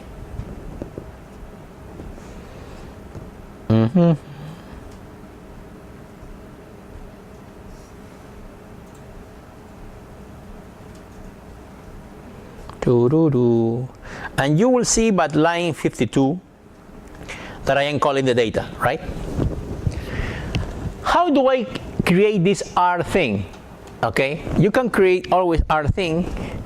You can be any part, and you say here, you see this little C? That little C? Yeah, that's how you insert a code chunk. You click, and you will create something like this. Okay, you don't need to do it. I just created it. But that's how you insert. So you're in LaTeX, and then you're going to insert R code. And RStudio and LaTeX have a good relationship, a good friendship, and they are going to run. Okay. So here is, I'm going to get the data. That's from the link. Okay. I'm going to make a table. So I'm going to make the table you saw before. A bar plot. You see. I'm going to make a summary of the data in R, another box plot, and I'm going to make another box plot with of a numerical with a categorical, and I'm going to make a scatter plot. And that's how it ends. So everything that you have here is I just copy and paste the code chunks I had. Is that okay? So let's go for it. Let's run it. Let's cross fingers, and you should see R running inside of LaTeX. Is that okay? So this is a first step. You say, you see, it's not nice. Okay. I know it's not nice, not yet. Okay. So this is my first try. Okay. So I'm going to. We have still 6 more versions of this. Okay, so this is my version 2. This is with R code. So now you know you can include R. Okay, if you are going to be a TA in a statistics course, right? And the students, can you prepare some notes? You can write text and you can write a code. You can write text, you can write a code, and everybody will be happy. Okay, and that's how you make a book. Okay, so you are interacting with both. So this is a big jump because other proprietary software don't allow you to do this nicely. Okay, so you have the table, right? You have the table. Tell me. Compared with R Markdown, why you prefer to use Latex? You have options, right? If you're going for Markdown, it's a point of view. If you're going to Markdown, it's because you want to be a web guy. Okay? If you're going for LaTeX, it's because you're producing a paper or you're producing a professional report. You're going to print this. If you print your Markdown, you will see things, but it will be cut. Maybe the images will be cut in half or text. So you don't have so much. It is not intended for A4 pages, right? This is A4 pages, the sizes, right? So if you are going to be blogging, producing, having books online, material online, like I have, most of what I do for my everything that I do for my classes is making Markdown. Okay. But now when I'm preparing a book, preparing a paper, I use Swift. So the purpose is different, for sure. Okay? These are the tables, right? You have here the summary, I guess. The summary of two variables.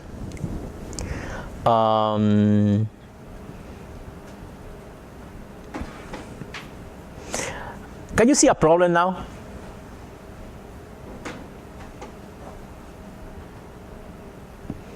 Can you see a problem? What is not doing LaTeX?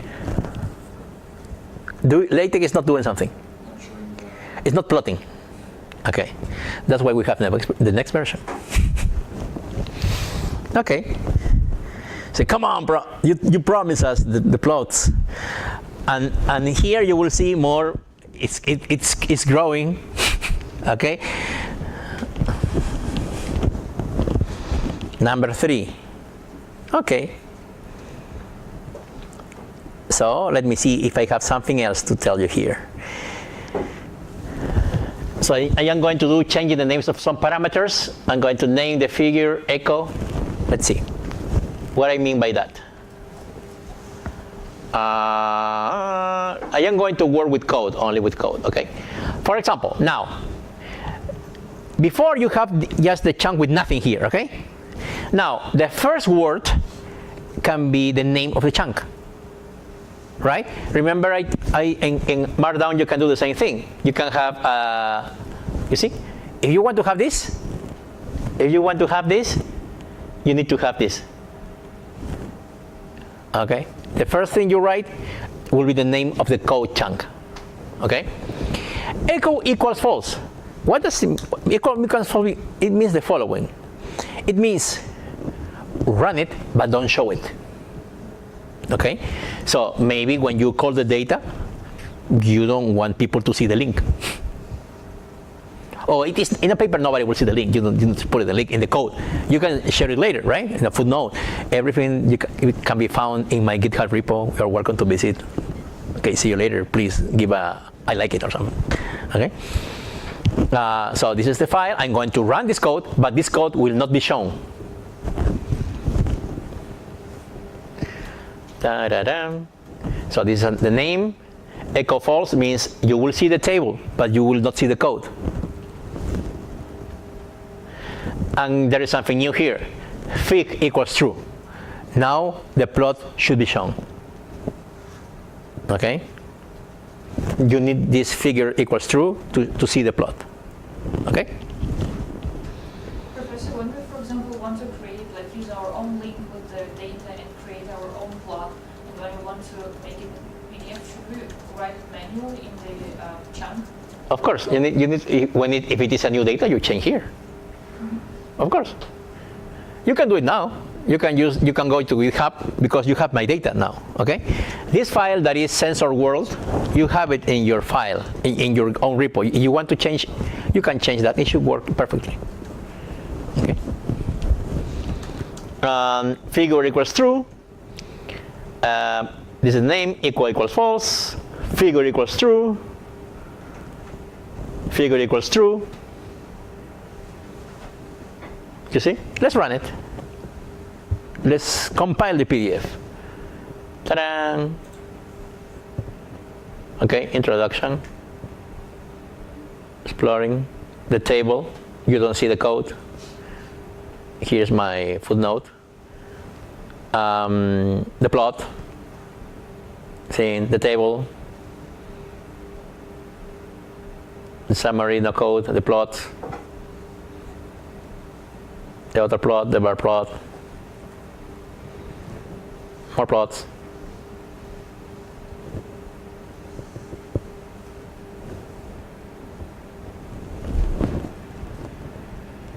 Yeah. It does not link. That's part of my text, so no problem. Okay, so the thing that we saw here is what I was telling you at the beginning, changing some parameters in chunks. So I changed the name, I send a figure, and I change echo, okay? You write a name if you want to have a table of contents, which is welcome, okay? We like that. You can have figure equals true, otherwise the figure will not be shown. And echo equals false means don't show the code, but run it. You will see the output, okay? You don't see the code, okay? Paper 3. Now let's go to paper 4. Okay. So I'm going to have now better plots, okay? Because the plots that I have are just produced. So what's going on? Here's LaTeX, and LaTeX is showing whatever R is doing, okay? But I can tell LaTeX to be in charge of what even R is doing, okay? So I'm going to go a little deeper, right? That's why I'm going to produce better plots. Now, use package adjust box, because I want to control from LaTeX the size of the plots, okay? I could control it in R, but I prefer that LaTeX takes care of that, okay?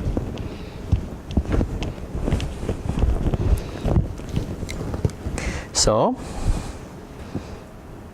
let me go to the plots. Yes, line 75, 77.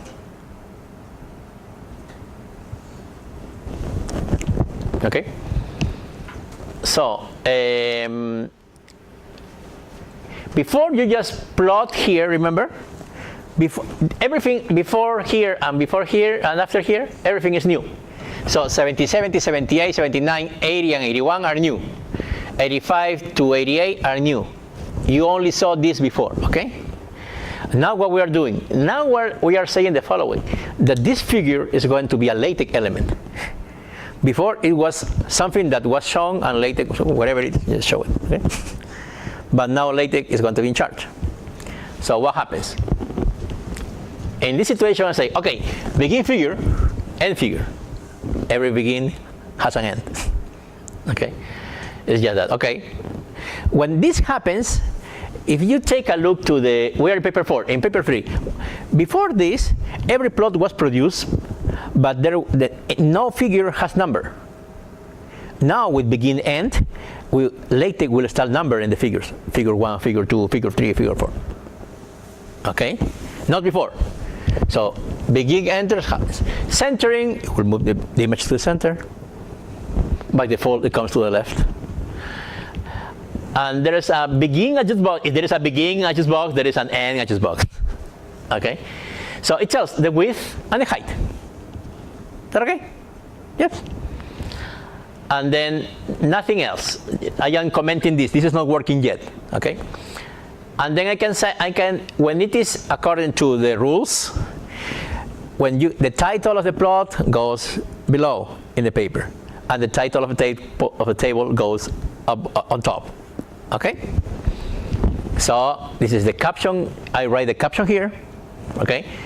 On the bar plot, there's the title.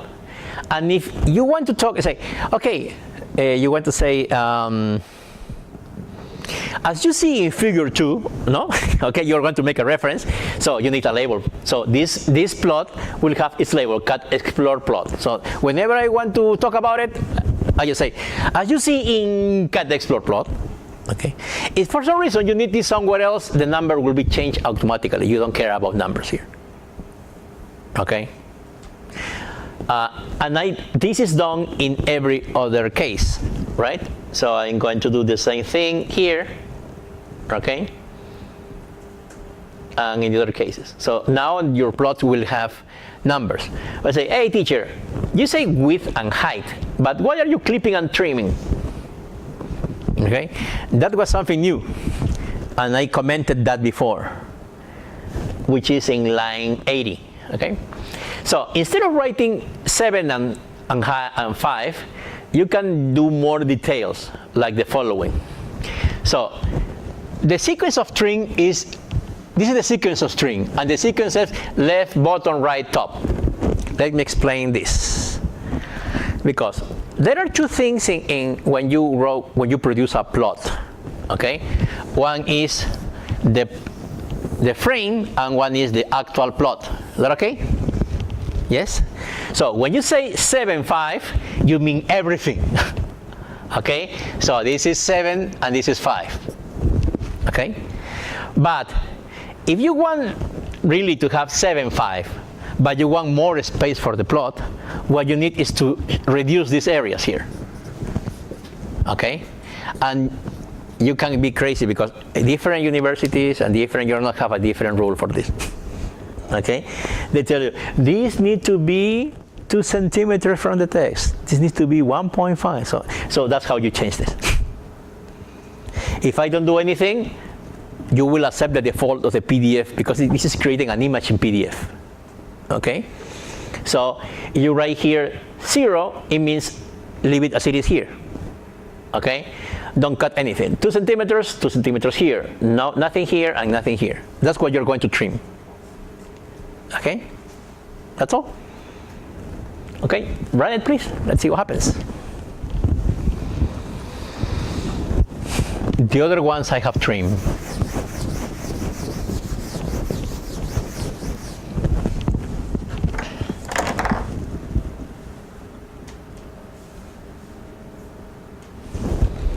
You will see that the pictures have a name, have numbers and names. You include the caption.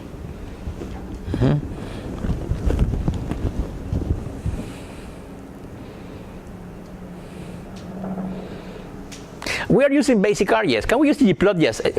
LaTeX doesn't care because whatever you produce is there. Can I insert an image? Of course, there will be the same process. But you don't need to insert an image because you can have maps, everything you can do with R. Okay. So everything that is running here is based on one link, on a data link, right? So if you're working on a project, you can be working right now, writing things. Maybe 100 of you're having a survey, right? And you have maybe 500 people, and you know somebody else is going to bring in 100 people more. But in the meantime, with the 500, you can already make it the plots, the titles, everything else. And when the data comes, you change the data, and everything will change, right? Because the code will run everything that is in the repo.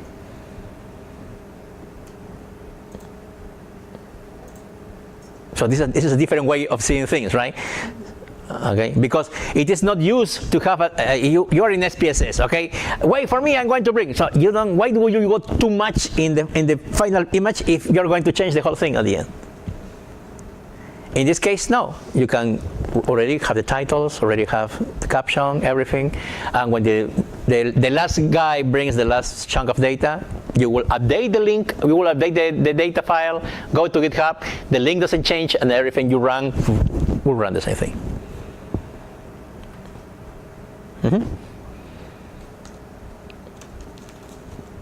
Is that a good idea? I hope so.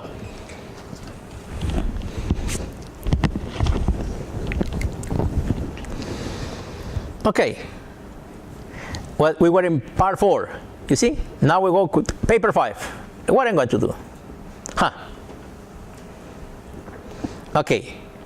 So, what I told you so far looks good, okay? But we're going to be a couple of more steps. Okay? Now we're going to call a package that is called long table, okay? Because we're going to have a table, and in case we're going to have this. I'm going to install new packages that you may not have.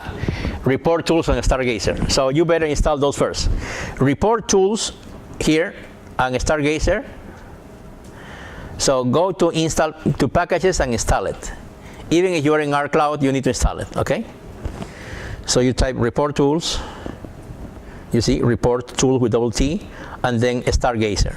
Install both of them, please, before running into this. You can write any comments there, right? So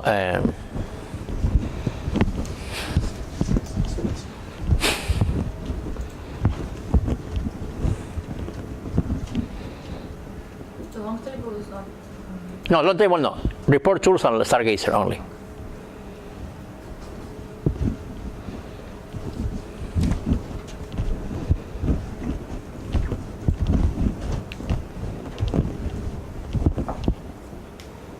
Are we okay installing? Did it finish installing or not? Yes? Paper, I can compile paper 1 to 3, but I can compile paper 4. Why? I don't know. It's so strange. Maybe there is something that you have erased. You should have erased something, those papers. But even the version without changing anything? No, I didn't. Even paper 5. I just open and try. Huh. But paper 1 to 3 is okay. Paper 1 to 3 is okay. Yeah. Paper 4, no. Yeah. Yeah, but do you have the package report tools on Stargazer? Yeah. Did you install the packages? Report tools on Stargazer? Yes, I have it. Because if you don't have it, it will crash.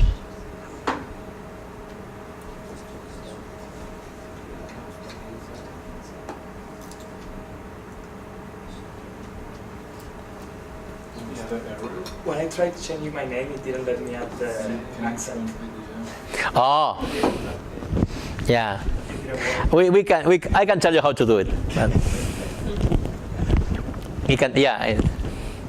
but I can tell you how to do it. Very English-speaking area.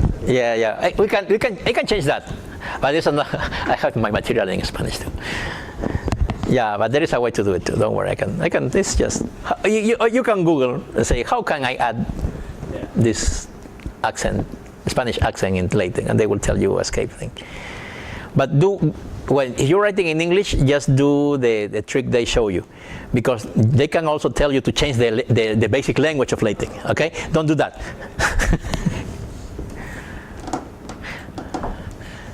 So that and the ñ is a problem. Professor, when you press the button compile PDF, it means that you also run all of the code which is Yes. in this file. So When they compile PDF, RStudio tell LaTeX, come on, let's do the job.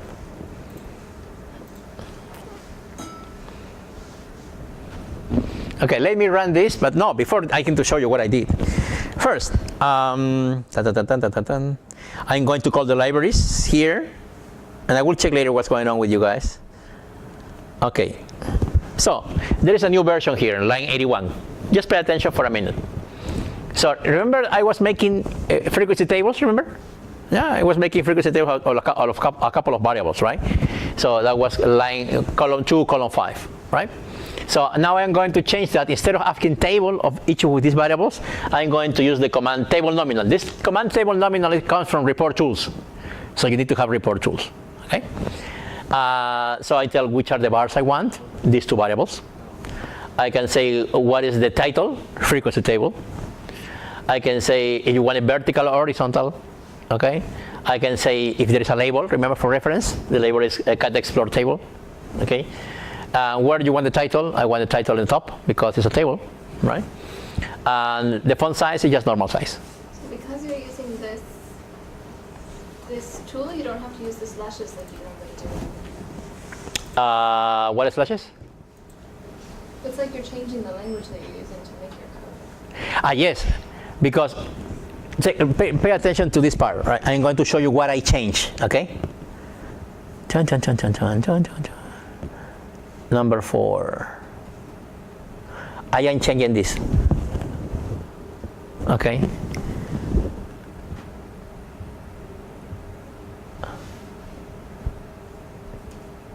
I am changing how I show tables.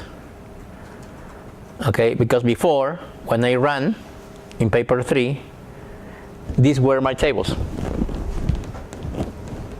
Okay, this is the result of the table command. That's a simple result. Okay, this is still valid, of course. And from that table, I make my bar plot. What I'm telling you here is that I am going to use I am going to plot two. I am going to use the two nominal variables I have, and I'm going to make a table with them. So that's one thing. My bar plot, there is no problem in bar plot, and there is the Stargazer. So bar report tools calls table nominal for categorical data, and Stargazer, I am going to use Stargazer here because Stargazer will make a summary. Because remember, in the previous case, in paper 3, 2.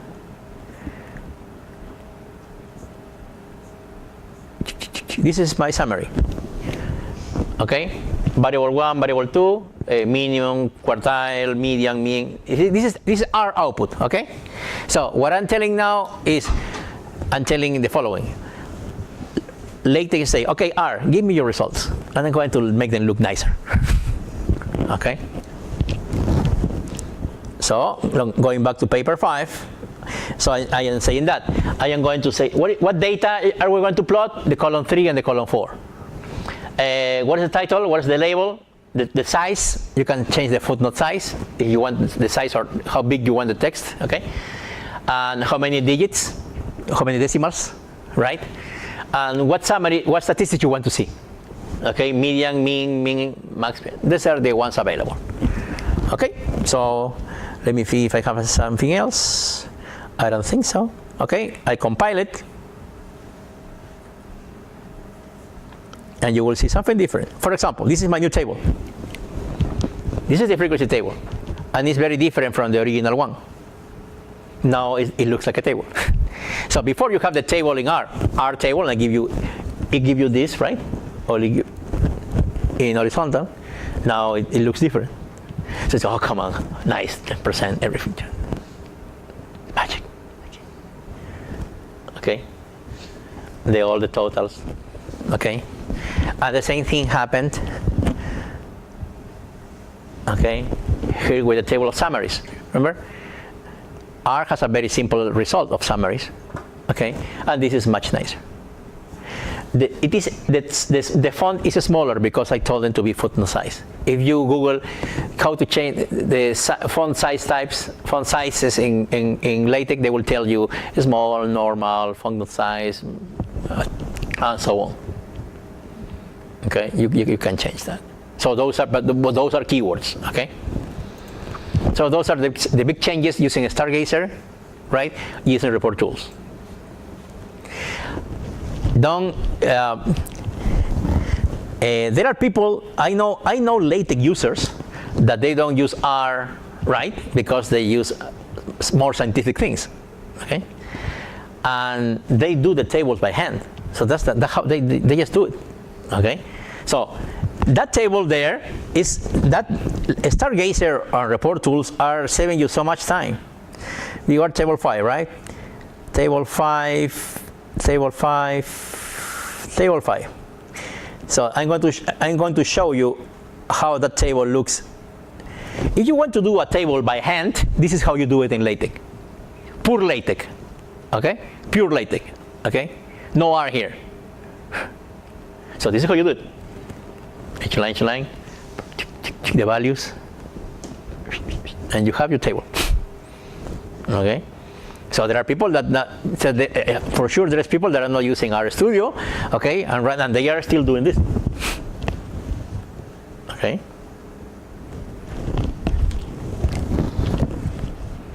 In fact, the first time I did a table, I did it like this. Now it's no use. So you see. Swift is your friend, okay? Are we okay so far? Nice, okay. So these are the templates, right? And I mean, so I was thinking, right? What in the future, yeah, you're going to have a data set. Yeah, you're going to explore some categorical variables. Yeah, you're going to explore some numerical variables, and you're going to make some box plot and some bar plots. So yeah, and if you want to change, you make an histogram, you change the code, you change just the command, and you plot it. But you keep respecting the template. So this can be used. You can use this later. Right? Okay. So let's go to number 6, and we're almost done. What do I have for number 6? I don't have much. Dun, dun, dun, dun. Oh yeah, I know, I remember now. There is something that was not in my original code and I just changed yesterday. Or 2 days ago. Regressions, okay? We didn't have a regression in the original, the one I gave you, in the code I gave you. Now we have regressions. So this is in R, how you make a regression. You make a regression of the data. This is the independent variable, and the result is degree 1. That's the result, okay? And this is another one with the same with one independent variable and another one with 2, Okay, the data is the same. And this you save the result in regular 2.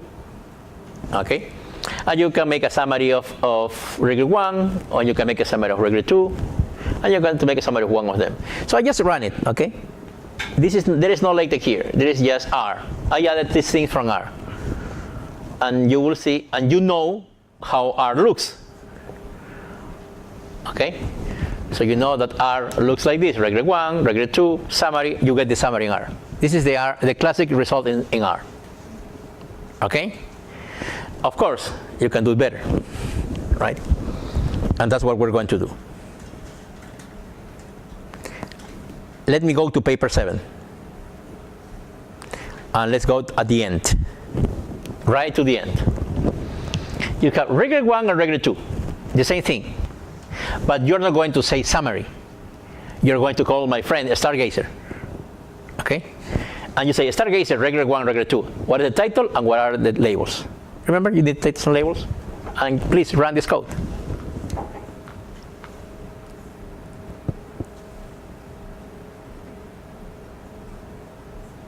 And this is what you see at the end. Neat. Okay, this is the classic way. The dependent variable is fh, the model 1, the model 2. Okay, you see the coefficient for model 1, the coefficient for model 2. They will tell you the number of observations in each case, the R squared, the just R squared, and all the statistics, and the symbols that you're using for the significance. Tell me that this saves you a lot of time, okay? Please give me that.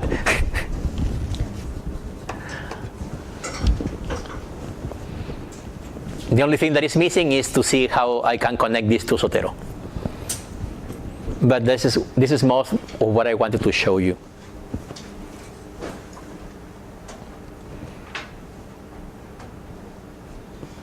Okay, take a minute to see, because there is just one step missing. So take a look at this. Digest, as I say. Tell me. Can I ask, just as like a process, so maybe you're doing all this analysis just in an actual R file, and then when you want to write it up, you create, a Sweave file, and then you're just like you pull in all of your code. Yes. Is there a way where you can just pull in, like you can link it to maybe your original file that you were doing it, instead of having to move all the code into that Sweave? You can do. I did that in Python. Oh. But you can do that in R for sure. But the problem is that you need to have as many files as chunk of codes. Yeah. So it's not. I believe it's not worth it. Yeah. So you have 20 codes, 20 chunks. You will need to have 20 files. Yeah. Okay. So I used to do that first. Maybe that's safe, okay? Because you do everything in R, you know it's working, and then you want to put everything there, right? I did that first. In time, you don't do that, right? In time, you start like this, and you don't go anywhere else. You just work everything here, right? Notice, please, that when I use a stargazer, I say results equals test. This is a new word. Because a stargazer is also using Markdown. You can also have the same nice tables using Markdown. So you can say a stargazer also produces Markdown. Okay.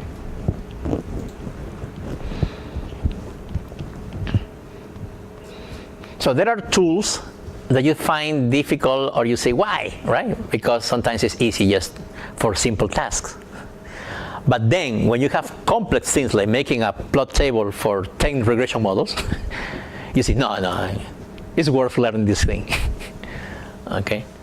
Because then you see its value in the complex situation, right? You don't see its value just to make a bar plot in your report. You say, I better go to Excel and do my report and copy and paste it in my Word file. Okay? So that can happen. But here you have a lot of control. Notice that I have added this command, clear page. Clear page, it means end the page and continue. No?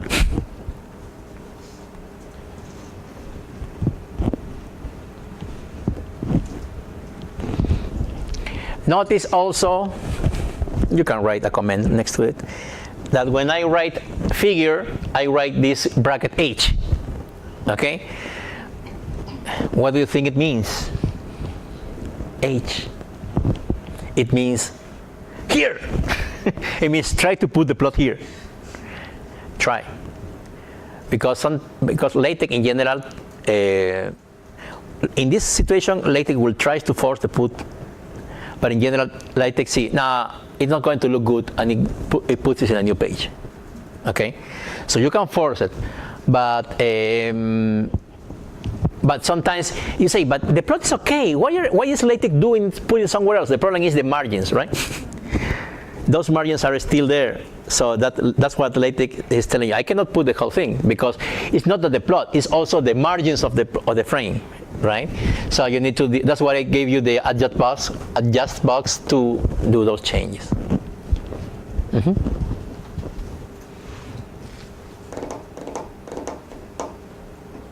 Welcome to LaTeX, guys. Don't be scared, Aish. Don't be scared. It was scary at the beginning. And now it's more scary. It was scary, now it's frightening. It's just using it. There is a difference in courses related to skills that related to knowledge, right? Because when it is something that you can read at home, you just read it again, right? So sometimes you're in class and you got the idea and then you can make your argument, right? But there is, when it's related to skills and tools, it's something you say, there is a sequence, right? If I miss one sequence, I'm going to blow it off, right? It will not work if I miss one step. Oh my gosh. Yeah, so that's what increases the stress in general in these kind of courses. Because like, what happens if I miss this thing? If I forget this thing? If I see a mistake that nobody's going to be there to help me, okay? Well, you can contact me via Skype anytime, any part of the world. I am say, sometimes it's a comma, right? Remember, it's just a slash that is missing. If it's something important and you don't find somebody to help you, please contact me anywhere, anytime, right? So, I mean, you did the job. It was working. I said, Professor, I was doing my dissertation and suddenly it's not running. Okay, and instead of taking 2 weeks, let me know. Maybe I can take a couple of days and check it. Yeah. So it's just, if I cannot do it, I can find it. It's taken too long, but maybe. So if it's something silly, I may find it quickly. So don't be afraid of bothering me. Just do it. Okay, send me something. Yes, tell me. I'm having troubles running Stargazer, and the regression does not appear in a nice format. Do you have any idea why? I tried to uninstall the package and install it again. It can be the version, but let me see. Because what is the good thing? If you are in RStudio Cloud, it will always run. It's our computers that have different versions of different things running, and sometimes one detail, when SPSS or State are running, they take control of everything that's going in that environment, so you feel comfortable. Okay, when R is running, it is messing with other things, so it's not creating something unique there, right? So, and there are the compatibility of versions, but we can check that in a minute. I can stay for a minute today. Probably until 1, right?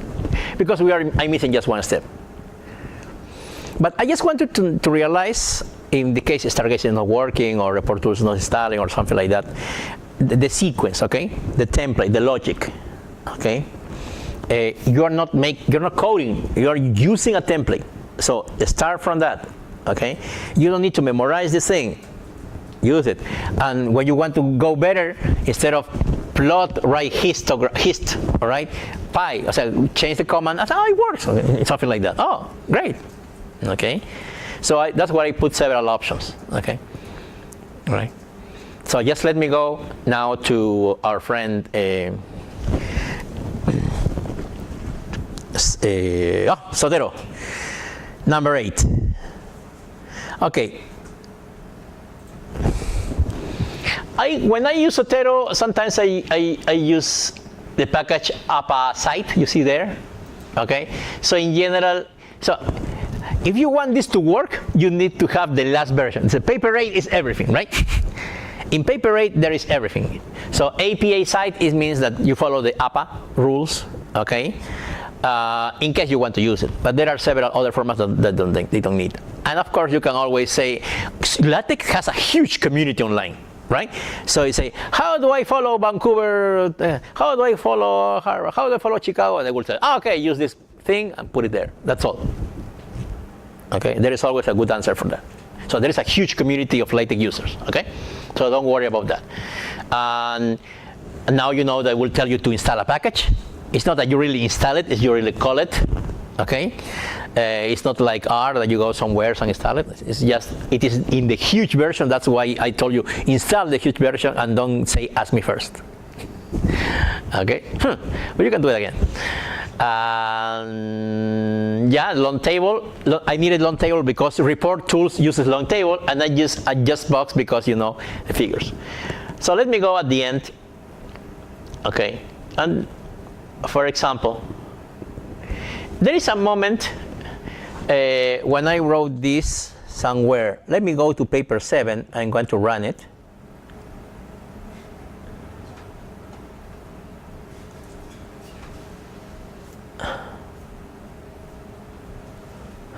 Yeah, there is this, I see, the scatter plot is thought to be invented by John Herschel according to this link, something like that, okay? So I am going to, what does the link say?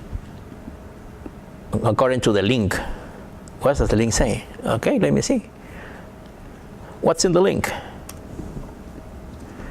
A brief story of scatter plots.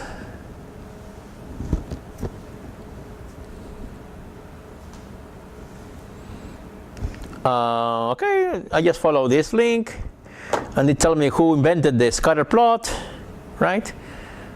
Or things like that. Okay, so when you have information of where something happened, okay, and they tell you who invented it or something like that, okay, then you can be curious about it, okay, and you say, okay, let me look for the paper. Okay, so you have the paper in your computers, I guess. I'm sure of that.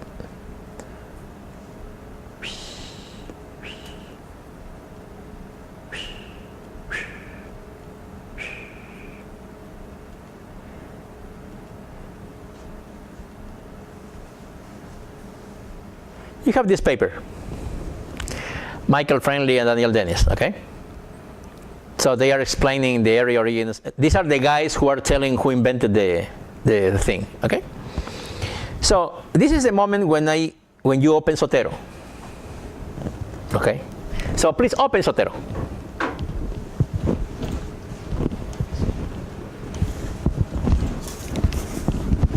I have several warnings. I don't know. We need to check later. Okay. Yeah. But it's running at the end? I can compile video. Okay. What, number 8 or number 7? Number 8. No, I don't run it yet. No. Yeah. Okay. So, are you here? Yes? Okay. This is Zotero. This is in your computer, right? Everything that is here is also synchronized somewhere on the web page. Okay, so if somebody wants to work with you sharing bibliography, they can also do it, no problem. But in general, what you do, okay, is new collection.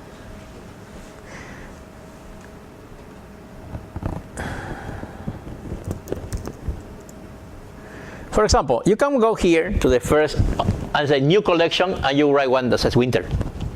Okay. And if you click in winter,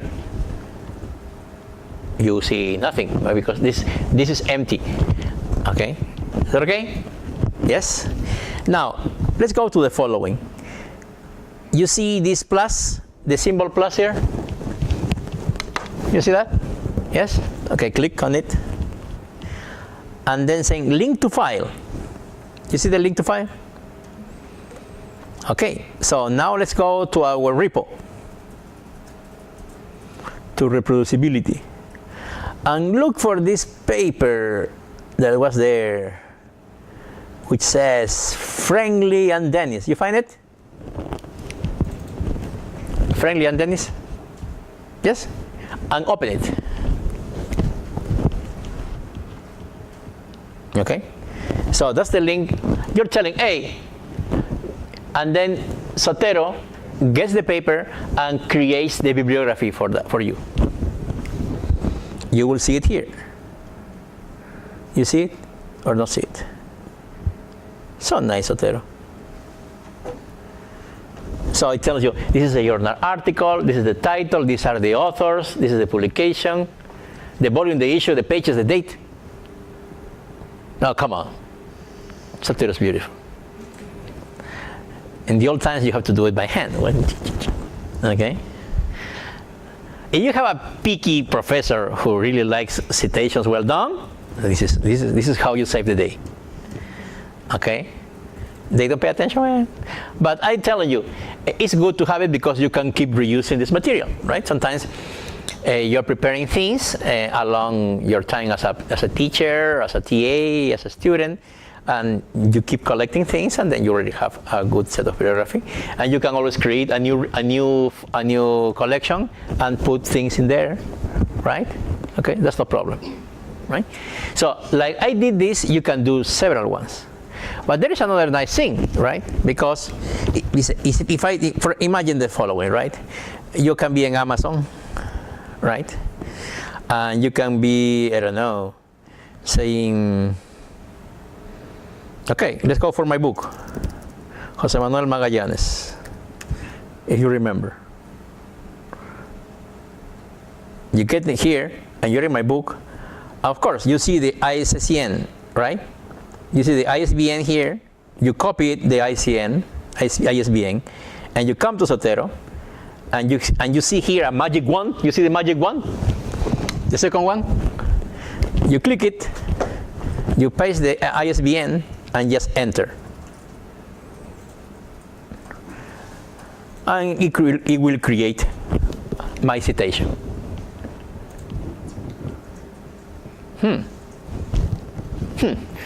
Okay, and yes, you have it. Now you have it. That was fast. Jimmy Jones, listen, Jimmy. Very fast, very fast. Ta ta ta ta ta ta. Okay, there it is. Okay. Of course, you can. If I am here, right?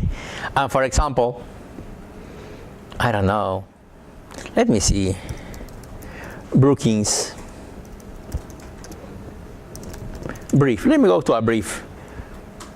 Policy series brief. I am going to a Brookings webpage. More prisoners versus more crime. Okay? You might not have this, okay? But this is a web page, right? When you install Zotero, Zotero is offering you the connector, right? When you create your account online and you're using Chrome or you're using Mozilla, okay, Zotero offers you the connector. And the connector is one of those icons there, right? For example, there is my Zotero icon here.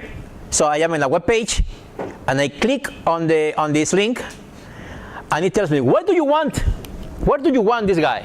I say, I want it in my folder winter. Okay, so, yep, it's done. And then I can come here, and here you are, more prisoners.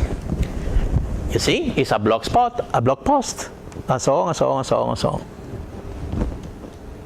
Okay, give them Zotero's nice.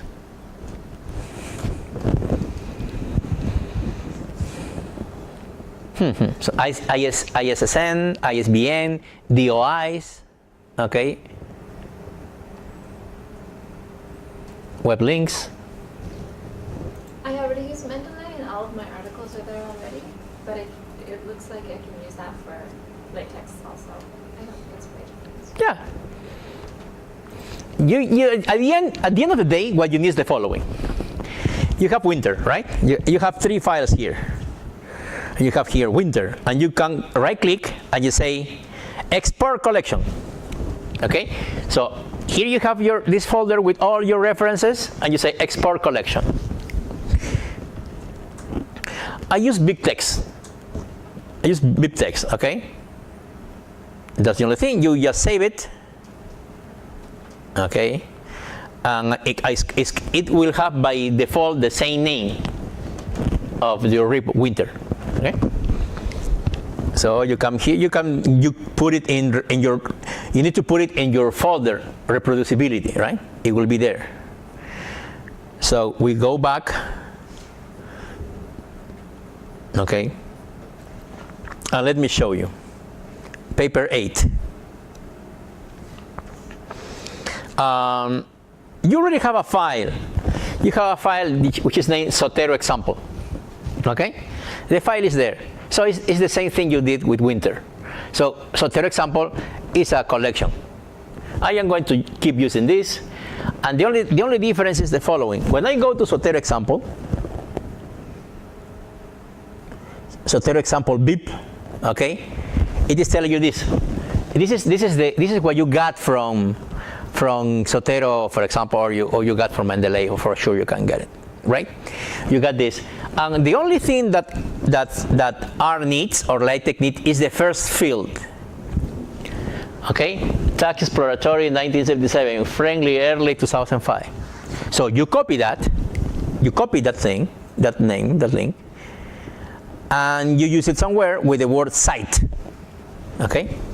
So you cite whatever is that little field, okay? But that field has to be in the file bibliography Zotero example. Okay? Yes, that should be all. Run it.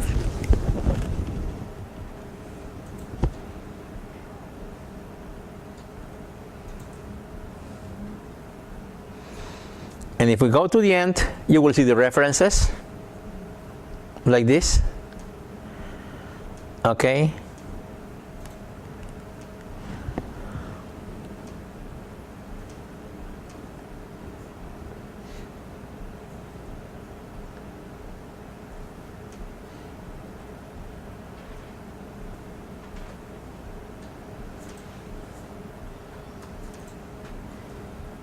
If you want to change the name, because it says reference, right?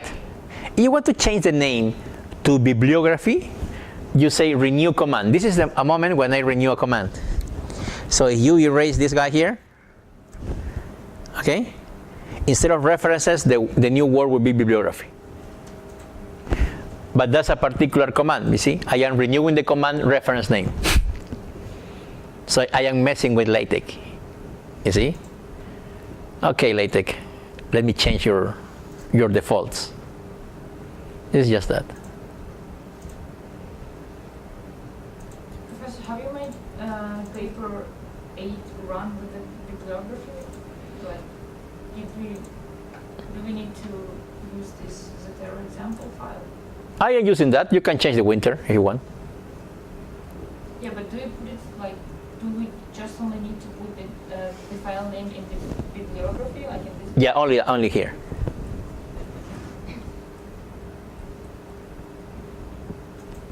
And it should be in the same folder. Yes. Otherwise, it has to be in the same project.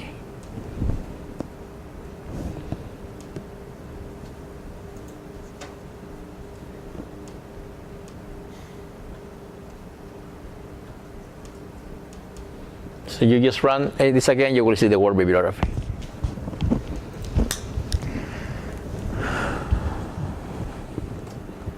Okay. And now I am free to see what problems you have in your life. The computer, we have some minutes left, a lot.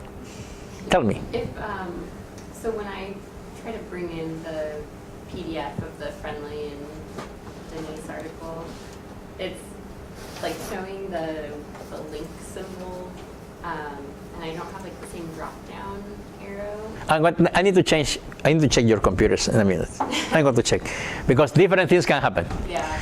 Yeah. Sometimes it's one version. Sometimes also Zotero can give you a text version in a different way. So I need to change in a minute. Okay. So I need to visit each of your computers. Just the thing, sometimes you don't know what's going on. Yeah. I'm sure it's an easy thing. Yeah, so it is running. There is some details there that need to be checked. Yeah, but at least you know the whole idea, right? When I tell people that I'm going to give a talk on combining RStudio, Latex, Zotero, and things like that in 4 hours, they say, what? Because that's too much in general, okay? So I trust that. I say, no, it's not that I'm going to learn the whole thing, but I guess they are going, at least I'll try that they are not scared to go deeper, right? So that's what I try to do. Because there is a problem in, how can I tell you? When you are not, one of the first things that you see the difference when you like math, pure math or pure computational approaches, and when you like social sciences, is the patience. Because we can be in math we can be 6 months doing things that make no sense, and we don't care. Well, sometimes you want to solve the poverty of the world in 1 week. You see, why is this useful for? So you start asking, how is this going to be useful later, right? So you want to see a result, and we are sometimes demonstrating that there is 1 0 in the world, right? We can take a week, and we have a homework that tells us, I remember, right? Demonstrate that there is just 1 0. And you can ask, why is this useful, right? But we don't have problems spending 5 years doing that. So if I had that the same approach teaching you that, you will say you'll be so bored, right? But how can I use this in something? So I need to show you, this is how you're going to do this, but this is a lot, okay? But at the end, I believe I am showing you how to use something really, okay? And not going, I don't know, and don't believe that you cannot do it. I believe you can do it, okay? Because when you need it, you find the time, or okay. So it works the opposite way, right? You say, I have a problem. Tell me how to solve my problem. Don't give me another problem, okay? So that's something that sometimes is difficult because for example, when I teach statistics in the School of Government, I finally got my tenure, right? Because the previous guy who wanted to have the tenure and never got it, right? He was doing demonstrations of statistics, right? So he was building, and people got.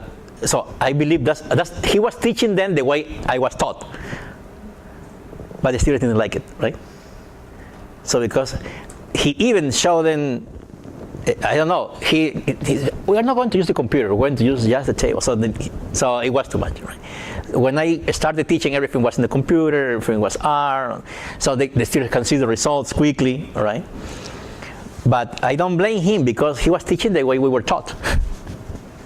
And the students, they didn't see, he couldn't cover that much because it's difficult to cover, right? He ended the course with basic descriptive, very basic. Well, I can end up the course with multivariate regression. Okay, so those things, pedagogically speaking, are also a challenge, right? Because in people in social sciences, in policy, in management, they go to a place to look for something to help them find the solution. They don't come for more problems. Okay, and so you see something like that. So that's why I dare to do this, and I believe it can help, right? But Aisha doesn't believe in me anyway. Okay, let me go through your computers. Is everybody okay?